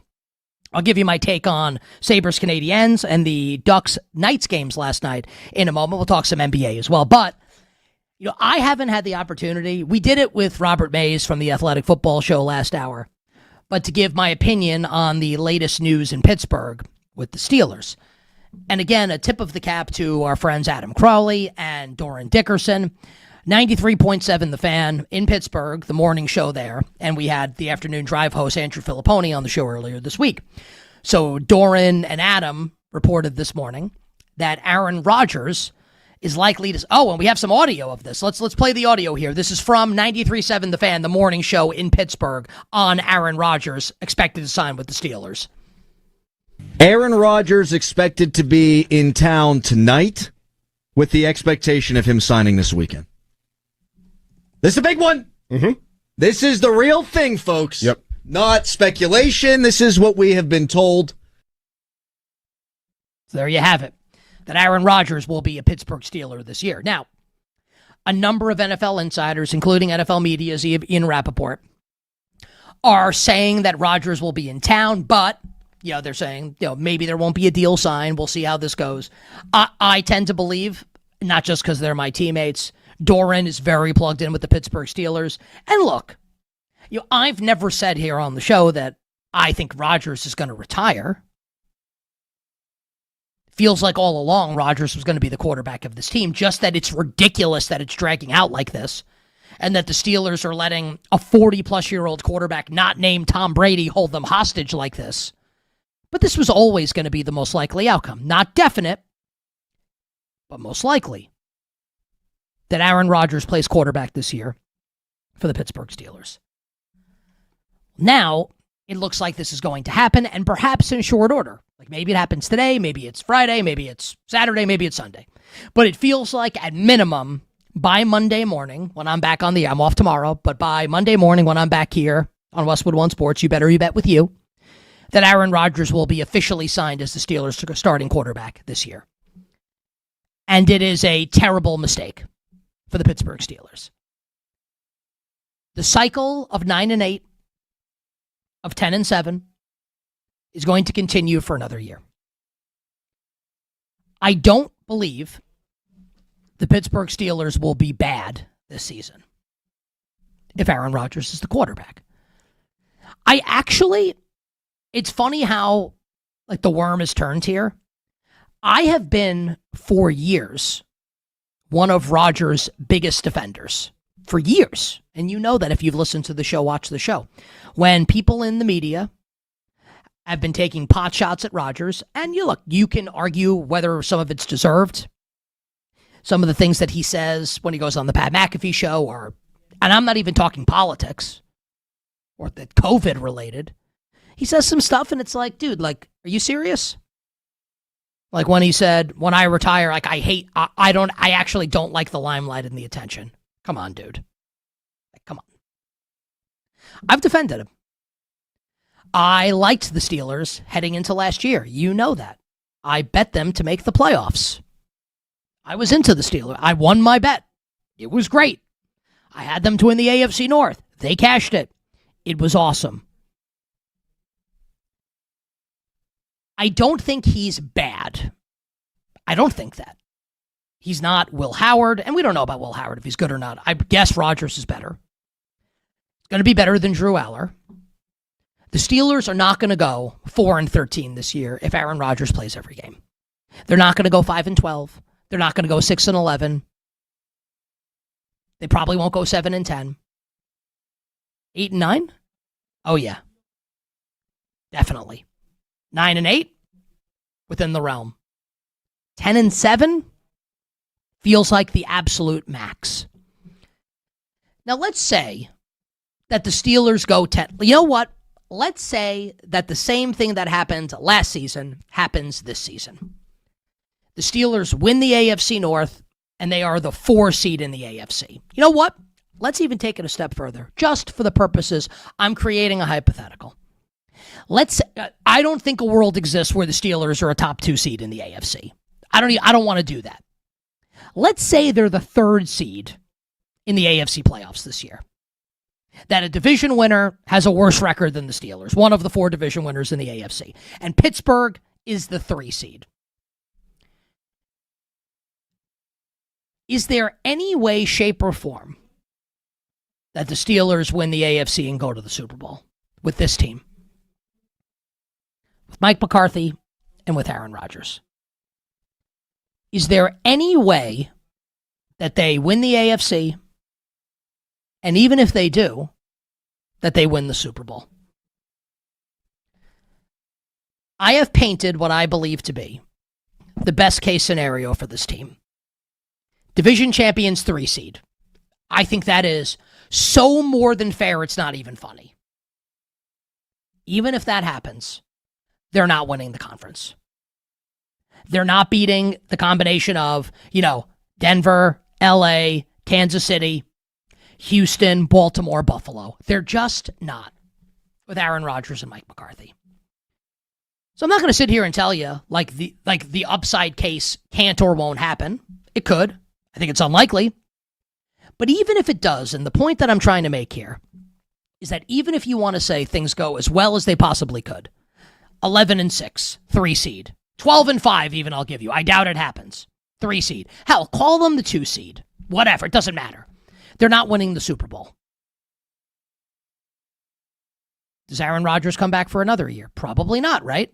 Who knows, but probably not. At this point, we're really pushing it. What's the plan moving forward? What is it? It feels like the most likely outcome is the Steelers are not good enough to win it all and not bad enough to get a draft pick in position enough to get a really excellent quarterback prospect in the draft. I think that's the most likely outcome. I would love for someone to debate me on that. Again, I'm not saying it's 100%, but let's talk in probabilities. That's the most likely outcome. I do want to acknowledge what Robert Mays said when he joined us last hour on the show, host of the Athletic Football Show. I think Robert's an S-tier NFL analyst. I love his show. I say that whether he's on here or not. I love NFL content. It's my guilty pleasure in life. So I really respect Robert's opinion. And he did make a point that bears repeating. And he might be right. He brought up the Seattle Seahawks, who signed Sam Darnold and won the Super Bowl last year.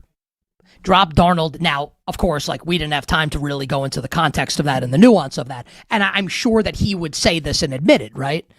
There is a big difference between Mike Mick in this situation, right? you'll take in the year of our Lord 2026 Mike McDonald over Mike McCarthy and not even think twice about it. Not even think twice about it. So it's not apples to apples. But look, let's say that it's Baker Mayfield. How about this? Let's say Kyler Murray balls out for the Vikings this year, and for whatever reason he doesn't go to Minnesota. He goes and signs with the Steelers. I'm creating a scenario, right? Let's say Anthony Richardson resuscitates his career this year with the team and the Steelers sign. Like, is there a world where there's a free agent quarterback that drops into their lap and you drop him into a team that otherwise we like the Steelers roster and that they could make a serious run in 27?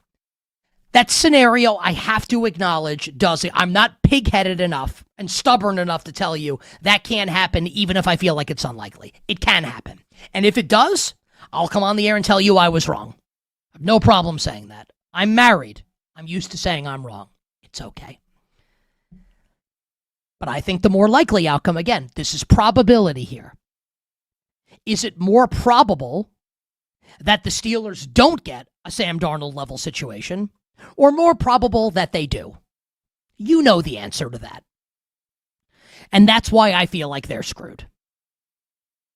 And they're screwed for the foreseeable future. Because if it is really the organization's goal to win as many games as possible every year, they'll never be good enough to win because they're not going to get the stud quarterback. Because look, like the Steelers Super Bowls with Bill Cowher and Mike Tomlin, like, was Ben Roethlisberger the 20th overall pick in the draft? Ben went 7th overall.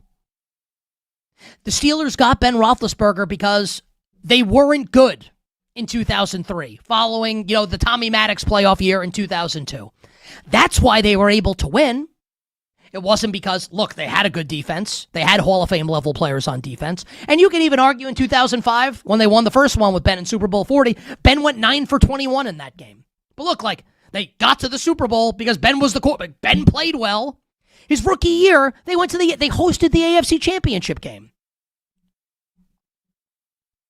Ben's a first ballot Hall of Famer. Do you think the Steelers are going to be in position ever, if this is going to be the organization's mindset, to get the next Ben Roethlisberger? I'm just saying. I have long held that the best case scenario for the 2026 Steelers would be for Aaron Rodgers to retire. Not because he doesn't give them the best chance to win when you compare him to Drew Aller and Will Howard and Mason Rudolph. He does give them the best chance out of those guys. He does. But without the upside potential of Aaron Rodgers and this team, they can't win the Super Bowl, probably can't even get there, probably can't even play on Championship Sunday. What's the point? Move on. I think this is going to be a wasted year in Pittsburgh. And I hate saying that because I'm a national sports talk host. The Steelers are like the Raiders or the Cowboys or the Lakers or the Yankees or Duke.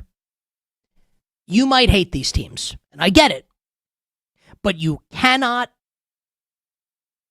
say correctly that sports is not more interesting when those teams are good. The NFL's more fun when the Steelers are good. I don't think they're going to be that good. And that sucks for Steelers fans. And candidly, honestly, it sucks for me, given my job. And ultimately, it's about me. I'm only partially kidding. You better you bet on this Thursday, Westwood One Sports, Nick Kostos, and you. All right, rapid fire through a couple topics here. Last night in the Stanley Cup playoffs, the Buffalo Sabres slammed the Montreal Canadiens in Game 1. I was a betting loser for me. I had the Canadiens. Buffalo wins the game 4-2. And what's noteworthy about this Game 1 is that the Sabres came into it with a ice-cold power play. Buffalo ended the regular season on an 0-for-20 stretch with the man advantage. And in the first round series against the Boston Bruins, which they won in 6, they went 1-for-24 on the power play. So that is, do the math, 1-for-44 on their last 45 power plays heading into last night, when they potted 2 power play goals past Jakub Dobeš and the Montreal Canadiens. So Buffalo, if you're a Sabres fan, you're someone who's bet the Sabres, you got to be feeling good right after that game. Because if they're going to start scoring power play goals in bunches, they're probably going to play Carolina in the Eastern Conference Final. I don't want to get ahead of my skis, though, by burying the Montreal Canadiens. Lest we forget, Montreal just went on the road and beat the Tampa Bay Lightning and Andrei Vasilevsky in a Game 7 when they were outshot 29-9 in that Game 7. I love Marty St. Louis, the Canadiens coach. I think Montreal is battle-tested. I think they're tough sons of bitches. How do you say that in French? I'm not sure. I think they're super tough. They're resilient. I don't know who's going to win the series now. I have a bet on Montreal to win the series. That bet could very well lose. I do think this will be a long series with Montreal and Buffalo. And I feel the same way about Vegas and Anaheim. Now, I've got Vegas to win the series. I've been saying since before the Stanley Cup playoffs started, you know it, because you listen to the show, you watch the show, that the Western Conference Final will be Colorado over Vegas. So Colorado's already out to a 2-0 start against Minnesota. Bill Zimmerman has put it in our chat. Here's how you take tough son of a bitch in French. C'est deux à soi. Do I have that right? Cestursacuire. C'est deux à soi. C'est fil de pute. Anyway. So I think Vegas will win this series. It is worth noting that we are 2 games in. So the Ducks beat the Knights last night 3-1. And Anaheim is not used to winning defensive battles. How do we know that? Ducks head coach Joel Quenneville said so after the game. These are not normally the types of games we win, but we're going to have to win these types of games if we're going to make it to the next round. The Ducks have been the better team through the first 2 games. John Tortorella, the coach of the Knights, who took over late in the season from Bruce Cassidy, said after the Knights won Game 1, remember we talked about the horrible non-icing call after Game 1, that the Ducks were the better team. So we're 2 games in, it's 1-1. The Ducks have been the better team in both games. I have to acknowledge, even though I like the Knights to win the series, I still like them to win the series. I think it's going 7. Both series last night. Now, Colorado might sweep Minnesota and Carolina might sweep Philly.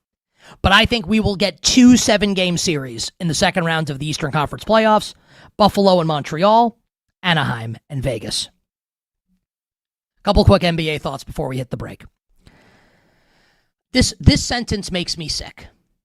Milwaukee Bucks co-owner Jimmy Haslam. What a sin that this guy owns not just one, but multiple teams in pro sports. Obviously the owner of the Cleveland Browns, who gave Deshaun Watson one of the most brutal contracts ever. He addressed the news media and had this to say about the future of star Giannis Antetokounmpo. I just think before the draft is a natural time, right? Because you're going to, if Giannis does play somewhere else, then we ought to get a lot of assets, and that's John's job to do it. If he's here, then you build the team differently. So, and I think that's also necessary. I just want to stress, though, that our relationship with him, despite what is reported by certain ESPN writers, is very positive. So he's taking a shot at Shams Charania there, which is whatever, right? The John in question is John Horst, by the way, the Bucks GM.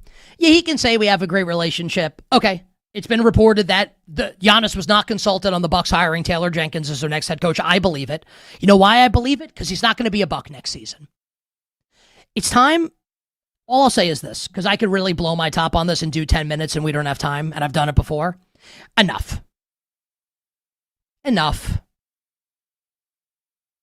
It's time. It's been time. Trade this guy. Giannis needs to go somewhere else. The Bucks need to move on. No more talking. Action. Trade him. Please. For all of our sakes. Last note. Jaylen Brown has been in the news recently, right? So the Celtics lose Game 7 to the Sixers. He goes on Twitch and complains about the officiating, gets fined $50,000. Then he goes on Twitch and says, and one of the great quotes I feel like I've seen in a long time in the NBA, season's over, Embiid cooked us, we're moving on, which I thought was a nice bit of honesty from Jaylen Brown. Now, Tracy McGrady, NBC analyst for the NBA and Hall of Famer, right, said on a podcast that there is a lot of underlying tension and frustration that Jaylen Brown has with the Celtics organization. causing Celtics EVP of player personnel, basically the GM of the team, Brad Stevens, to come out and say that their relationship with Jaylen Brown is great. Jaylen Brown goes back on Twitch last night and says that's true, that the relationship is great. He hates that Brad Stevens had to address this and that he wants to be a Celtic. If it's up to him, he'll be a Celtic for the next 10 years. Now, people are upset with Jaylen Brown because he has said that this was the favorite season of his career. And people are like, well, he won finals MVP and they won the title a couple years ago. How could this be the favorite season of his career? Well, the answer to that question is because it was his team, right? Like, that's the obvious answer. And he got to be the star with Jason Tatum out. I am not implying or, trying to say that Jaylen Brown doesn't like Jason Tatum. I don't believe that at all. But I'm sure Jaylen Brown kind of is like, hey, I enjoyed being the man and not having to share that mantle with Jason Tatum. Do I believe that in his heart of hearts, Jaylen Brown thinks about what it would be like to have, quote unquote, his own team? I do. I do think that. I'm sure he thinks that. Do I think he wants to leave the Celtics, though? I don't. He very much strikes me as the type of guy that tells the truth. So when he says he wants to be in Boston, much like Scarface and the man on the couch in Half-Baked, I believe him. And just as a basketball fan, if you take my Knicks fandom out of the equation, just as a basketball fan, I very, very, very much would like for those two to stay together and continue on in Boston with Jason Tatum and Jaylen Brown. My sense is that's going to be what happens. We'll talk about all of this and more on the other side with my good friend Bill Ryder, who is a freshly minted afternoon drive host at the new Odyssey Sports Station in Los Angeles. We'll talk about all of that coming up next with the great Bill Ryder here on You Better You Bet.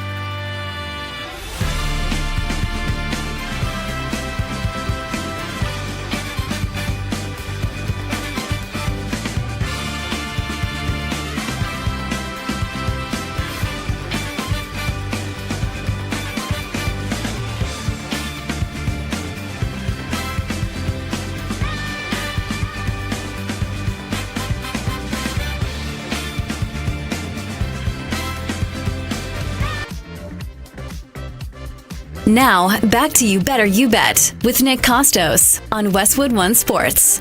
We will close the show with all our bets coming up in about 20 minutes. We look forward to that. Baseball, NBA, National Hockey League. Overall, been a pretty good week. We will look to keep those good times rolling here about 20 minutes from now. My friend, Bill Ryder, is going to join the show in just a few moments. And in case you have missed it, which, candidly, like you probably have, because you're probably not ensconced in the sports media world the way that I have. Major news in sports media was announced earlier this week, and we got more of that news yesterday from our company, Odyssey. And I'm going to read part of this press release put out by Odyssey yesterday. So Odyssey is the company that I work for, right? That owns so many sports radio stations around the country and is part owner of Westwood One Sports, this endeavor that I am on. Quote, 97.1 The Fan, the first ever FM all-sports station in Los Angeles and an Odyssey station, announces its debut weekday programming, beginning May 18th at 6 a.m. Pacific time. So how awesome is that, right? Now we're going to have, for the first time ever, an all-sports station in Los Angeles under the Odyssey umbrella, starting on May 18th. The morning show, Derek and Decker. So it's our friend Cody Decker, who's been on the show a million times, and Lakers legend and former New York Knicks head coach, Derek Fisher. So Derek and Decker will be the morning show on the soon-to-be minted 97.1 The Fan in Los Angeles. The midday show, Brock and Alex. Brock Farine, former NFL player, and Alex Curry, who does a great job for Fox Sports. So Brock and Alex will be the midday show. And the afternoon show, DMAC and Ryder from 2 to 6 p.m. Pacific time. That is Doug McCain, who's done an awesome job in the LA area covering the Dodgers, the Rams, and basically all LA sports. So Doug McCain will be part of that show. And so too will our friend, Bill Ryder. And you've heard Bill on this show numerous times. I've been on Bill's show numerous times. And I'm really happy that Bill is going to be a part of this because Bill is an absolute stud. He's a stud talent and he's a great guy. And program director of this new endeavor is our friend Andrew Williams, who has spent years working for us at the old BetMGM network and here on Westwood One Sports. So he has just moved out to Los Angeles. So this is really cool on a personal level for me that a bunch of my friends with Cody and Bill and Andrew are all going to be a part of this new network and new endeavor. And again, that will launch on May 18th at 6 a.m. Pacific, 91.7 The Fan, the first ever FM all-sports station in Los Angeles and an Odyssey station. And our friend Bill Ryder will be co-hosting the afternoon show, and Bill joins us now here. Bill, congratulations, my friend. I think that this is so great. I can't wait to check you and Doug McCain out. This new station's going to be unbelievable. Thanks for joining us. How's it going? Dude, I mean, Nick Kostos, anytime I'm talking to you, it's going great. But it's, I gotta lie, a different sheen when I'm employed and I get to do the thing that I love in the city that I love the most. So I'm doing great, buddy. So take us through it here, and I just kind of laid it out. Like, I read much of the press release that was put out yesterday. New network, I gave the lineup, right, with you and Doug and Brock and Alex Curry and Derek Fisher and my friend Cody Decker. I think this is great. Get the people excited, Bill, for what's coming to Los Angeles starting on May 18th. I mean, look, like I'm more accustomed to criticizing or praising other people than bragging about what we're about to do or I'm about to be a part of. But this is the second biggest media market in the country. It is, I would argue, the universe, the center of the universe for sports.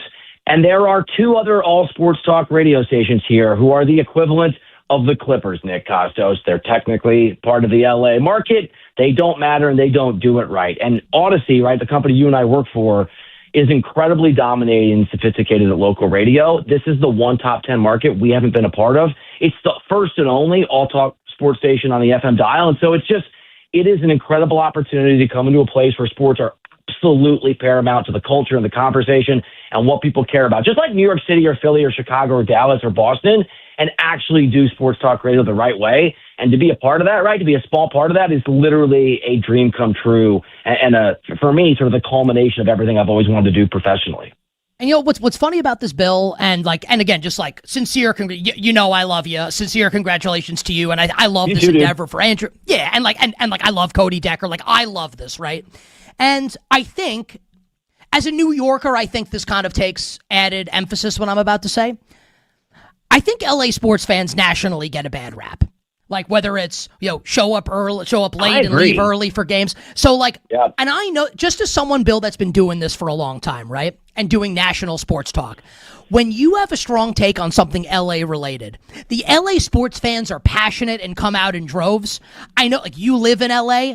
I really think that LA sports fans get a bad rap. And I think that this station is going to be a monster that you guys are about to launch on May 18th. I mean, dude, LA sports fans, I 100% agree. I 100% co-signed. LA sports fans get the same bad rap that LA gets. Are there shallow people here? Are there obnoxious plastic people here? Are there parts of LA that make you roll your eyes so severely you injure yourself? Yes, of course. That's a part of the vibe. But if you live in LA like I do, if you've raised your kids here like I have, if you become a member, a part of this community, you realize there's so much depth and there's so much.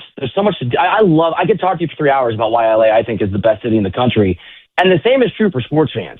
I mean, you're talking remarkably high baseball IQ on the level of New York baseball fans, or I hate to say this, but St. Louis Cardinals baseball fans. I mean, the Lakers fans are actually more in a cult than they are fans. I mean, they are, especially the Kobe fans, but that passion comes through. I mean, this is Lakers, Dodgers in particular. And look, USC matters, UCLA matters, certainly the NFL. Right now it's the Rams, but there's a lot of Raiders fans. But the Dodgers and the Lakers are such an important part of just Los Angeles in general that I would put the insanity and the love and the passion of those fan bases against any fan base in the country. Yeah, I have to agree with that, even as a New Yorker, and I'm predisposed to think my New York fans are the best. LA sports fans are absolutely awesome. You said earlier, and I love the line, right, that you sometimes like to criticize more than you like to praise. I'm going to give you the opportunity to do that right now. Bill Ryder, by the time that you and Doug McCain and Derek Fisher and Cody Decker and Brock Farina and Alex Curry come on the air, 97.1 The Fan in Los Angeles, Monday, May 18th. By the time that happens, will the Los Angeles Lakers still be in the NBA playoffs? Yes or no, and why? Absolutely not. I want them to be, because Game 7 is that Monday, and it would be nice to launch the station talking Lakers basketball, even if they could just make it to Game 6, which I think is that the Saturday before, so we could do an autopsy. No, man, they're not even in the same class as the Thunder. And my buddy, my new co-host Doug McCain, is somewhere his head is exploding, and he doesn't know why. I can give you so many reasons, but let's just start with the Thunder gifted a very rare level of actual vulnerability to the Lakers in Game 1. And Austin Reeves in particular, but the entirety of the Lakers team did not seize it or take that opportunity. And you don't win that game, you don't win a game in this series for my money. SGA had his worst game of the year, fewest points, most turnovers. That is a Thunder team that was the best in basketball in the regular season at protecting the rock and just not giving teams extra opportunities. They had a ton of turnovers for that team, at least. They had fewer than the Lakers, but they had a lot for them. And they're one of the better three-point shooting teams in the game. And even though over the course of the game, by the time it was over, they shot pretty well from the three-point line, Nick, before Jared McCain came in, which just speaks to their depth, man. That guy would start other teams. He doesn't always get minutes at the Thunder. Before he came in, they were trending toward a mediocre, mid-range over the course of the year. There's sort of a mid-table, mid-standings three-point shooting team in the NBA. They just weren't shooting very well from the three-point line. They played great defense, but they were bad offensively. The fact the Lakers not only could not win that game, but couldn't even cover. It was a one-point game in the third quarter, 15.5 points, I think was the number, and they got their doors blown off, is a very bad sign. And I think speaks to the fact, I think the Lakers aren't that good, and I think the Thunder, as J.J. Redick said, are historically excellent. Yeah, Bill, I opened the show yesterday, and it was funny, right? So the Lakers lose in Game 1, and LeBron plays awesome in the game. And I feel like I know what I'm going to do when I come on the air yesterday morning. I'm going to make this comparison, right, to these Lakers teams being like the 07 Cavs against the Tim Duncan Spurs, or the 18 Cavs against the Kevin Durant Warriors, where LeBron can play as well as possible, and they have no chance of winning. And I put this take out there on social media prior to the show starting, and the responses that I got from people were so ridiculous that it actually sent me in a different direction, and I think a lot of this are LA sports fans, right? And I think you mentioned kind of the Kobe cult, right, wrong, or indifferent, people that love Kobe Bryant, the late, great Kobe Bryant, where you say, wow, this LeBron bounced past to Jake LaRavia, hit a three-pointer to cut the deficit to 8, that was a great pass, and people will respond with, Jordan's better. And it's what? Who? Why are we talking about Michael Jordan? Or the Bron fadeaway jumper at the end of the third quarter. Man, that was a great shot. Yeah, well, Kobe's a better Laker. Why are we talking about Kobe Bryant? Bill, it feels like this guy has broken people's brains both nationally and I would say with LA sports fans as well. So we're obviously, when you're launching a new sports talk radio station, if you're run by smart people and we're run by great people, you do practice shows, right? So we're doing shows no one's listening to. And Doug and I had an entire conversation about this. People don't like LeBron James in LA. This guy came here at the nadir for the Lakers. They were in absolute dire straits. He got a championship. He broke the all-time scoring record in the purple and gold. And largely, people don't like him. Lakers fans don't like him. They don't see him as one of them. They don't embrace him. And you're right. It's not just that Kobe's better. Like, okay, he's not, but let's put that aside. They don't even hold LeBron in warm regard, maybe high regard, but they just don't like him. I don't know if there's anywhere on the face of the planet in the NBA, in this league, where LeBron could have gone and been less appreciated for what he's done than the Los Angeles Lakers. And I say that as a guy, Nick, you know this, I have a very complicated relationship with LeBron. I've covered him for years. I know him. He's been very nice to me publicly, and a year ago he was very not nice to me. And so it's not like I don't know him or have some feelings about the way that he can act. I'm very aware of what it's like when LeBron is ridiculous and petulant, put out, maybe a little narcissistic. I've been on the receiving end of that. But all that aside, on the court, the guy's an all-timer. When he leaves, and I actually think it's not in the Lakers' best interest to bring him back, when he leaves, I think it's an open question if or when he'll ever get the credit he deserves for what he's done as a Laker, because it's been impressive. Yeah, I think nationally he will, but I think you're so right with Laker fans. Right. And it's so funny, right? Because you would think that what he's done this year, even before the Luka injury, right? Where he kind of settled into this role as like the third option behind Luka and Austin Reeves, and then, beating the Houston Rockets, basically just him. You would think that he would get that credit. I think it's fascinating. I don't even mean that as a criticism of Laker fans. I understand it. I just find it interesting. Couple more minutes here with our friend Bill Ryder, the newly minted co-host, Afternoon Drive, 97.1 The Fan in Los Angeles, which launches on Monday, May 18th, along with Doug McCain. He is on Twitter at SportsWriter. You and I have not talked about this, my friend, either on air or off air, so I'm fascinated your opinion. So the LA Rams draft Ty Simpson in the first round of the NFL draft. Right. And Sean McVay and Les Snead give that weirdo, bizarro press conference, right, where it seems like McVay's upset. And then they do an apology tour, basically, and like the media is saying, well, McVay's basically performing to protect Matthew Stafford. And to me, in my opinion, I actually don't know if you agree or disagree with this. It feels a little bit to me like thou doth protest too much. I feel like something's up here, and I don't necessarily love it right now with the LA Rams. Where are you at right now with the Ty Simpson draft pick? Do you think I'm wrong on that? The Rams take Ty Simpson. Your thoughts? That's weird because you just plucked the words out of my brain, which is felt very weird. Pygmalion, Bernard Shaw, the lady does protest too much is exactly what it was. And it's not a secret. And this is what people talk about this. And I live in a neighborhood in LA where there are a bunch of movers and shakers and people connected to all these teams. And there is certainly a sense that Sean McVay may not be forever for this job. Not because they never get rid of him, just there's always a worry that maybe he's going to grow tired of it or go do TV or take a break. And so his focus, the feeling is always on the immediacy. Like when he comes back year after year, he wants to win right now. He is uber focused on what happens tomorrow, even more than the typical NFL coach. That's not Snead's job. That's not a GM's job. So I'm 100% with you.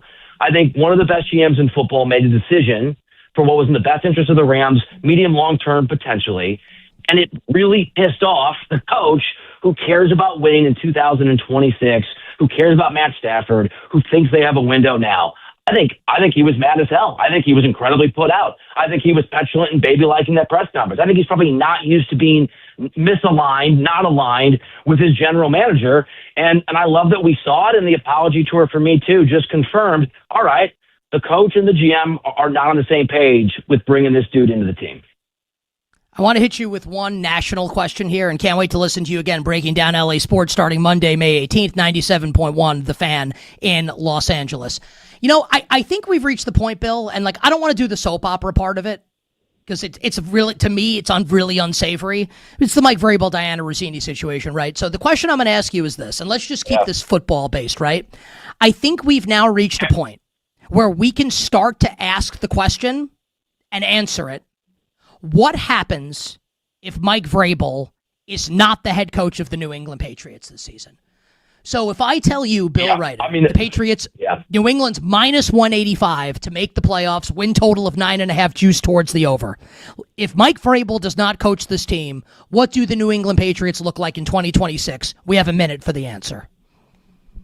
I think they're a hot mess. I think ironically, he's an incredible culture leader. And I know his agent really well and know Mike a little bit, as one can do from a distance. I think it's a football disaster, and I don't think there's an owner in football who's more willing to cover for someone going through what Mike Vrabel is going through, for better or worse, than Robert Kraft. So I think he'll be there in part because of his owner and his owner's background, to be frank, and in part because from a football sense, Nick, I don't think you have an option, an alternative that remotely puts the Patriots where they currently are, and that's an actual contender in large part because of who their coach is. Bill, let's get you out of here on this in 30 seconds. Tell the people one more time why they should be fired up starting Monday, May 18th. 97. I'm just going to be arrogant. Doug and I are going to kick some ass. The show is so good. He's so funny. I'm not half bad. It's going to be incredible radio. It is going to be candid and frank and funny and on point, which doesn't happen in this city, but it's going to start May 18th. Please come tune in. Bill, you're the best. We'll obviously have you on a lot more. I'm happy, by the way, that your time slot corresponds with coming on my show a little more often, which I very much look forward to. Stay well. Congratulations again. Yeah, dude, it's going to be awesome. Stay well, and we will talk soon. Congratulations again. You're the best, Nick. Thanks, pal. Our friend Bill Ryder here with us on You Better, You Bet. Our executive producer, Billy Z, is here with the trivia question of the day. Bill, what do we got? All right, Nick. Well, you just were talking about it there with Bill Ryder. Mike Vrabel may, it's in the realm of possibility that he doesn't coach this year, but that he doesn't step down, which would leave the Patriots with an interim head coach. Okay. Can you name the only NFL head coach that was an interim head coach that led his team to the playoffs and coached his team in the playoffs? Wait, ask the question again, please. Who is the only coach as an interim head coach, to lead his team to the playoffs and coach the team in the playoffs? Rich Bisaccia. That is correct. With Bill, we got to do better than that. Well, a lot of people think it's Bruce Arians, but it is not, because Chuck Pagano came back with 1 week to go. Rich Bisaccia for the Raiders when John Gruden hashtag his emails. Yeah, I said Parcells because I thought the question was going to be coach to get to the Super Bowl and which Parcells did, and Ray Handley coached the Giants the following year, which is why I said Bill Parcells. But yeah, Rich Bisaccia, the answer to that question. All right, thank you, Bill. We'll take a quick break, and on the other side, all our bets for tonight to close out the show here on a Thursday.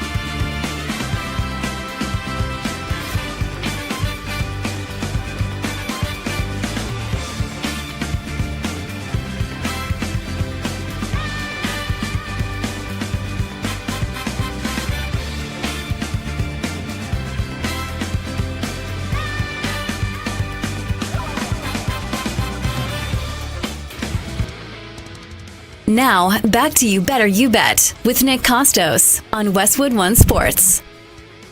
When the games get bigger, the crowds get louder, and the excitement reaches a new level. Be part of the playoff action when you bet with boosted odds. Activate your Odds Boost token for any bet on the Stanley Cup playoffs, and you'll receive a bigger payout if your bet wins. Get ready for face-off with BetMGM. Make it legendary. Download the BetMGM app today, and please gamble responsibly. Thanks to our guests on today's show, the whale capper Drew Dinsick, our friend Bill Ryder, 97.1 The Fan in L.A., Monday, May 18th. And Robert Mays, host of the Athletic Football Show. Bill, Kenny, Mike, Dan, and honestly, Tyler Morales is working for us even though he's on vacation. What a world we live in. Thanks to the crew on today's show. Some YouTube comments to get in from the real ones. How about Neff1188? Bengals or Texans to win the AFC seem like interesting bets. I don't know about the Bengals. I could definitely see a world where the Texans win the AFC. And Rudy95 says the Patriots are not making the postseason with or without Mike Vrabel. I might be there with you, Rudy. I might get there. Drew Dinsick, I really respect, who was on with us last hour, NBC sports betting analyst, says he thinks the Patriots will make the playoffs with or without Vrabel, and that Vrabel's a zero as a head coach. I disagree. Drew is not an idiot. He doesn't mean he's going to be right, but when he speaks, I listen. We have a lot to think about if and when this happens. And I'll just say, if you're a betting man, and I am, it feels like there's more to come on this story, right? With Vrabel and Rossini. Let's get to all the bets. Kenny, please drop the dope-ass beat. All right, we will race through these because we're running out of time here. Give me the Cleveland Cavaliers. I don't feel confident in it. This will be a small bet for me. The Cleveland Cavaliers plus 3.5 tonight in Game 2 against the Pistons. I'm a little worried about Donovan Mitchell, but I'm going to stick with what I said before the series. I'm not going to play money line. I'll play the Cavs to keep the game close. Cleveland plus 3.5. You know I'm laying it with the Thunder. I think the Thunder will win by 20 tonight. OKC laying the 15.5 against the Lakers. No bet for me in the NHL tonight. I want to bet the Flyers. I feel like they're done. So no bet for me in the NHL, but I will have 3 baseball bets, and I teased them earlier in the show.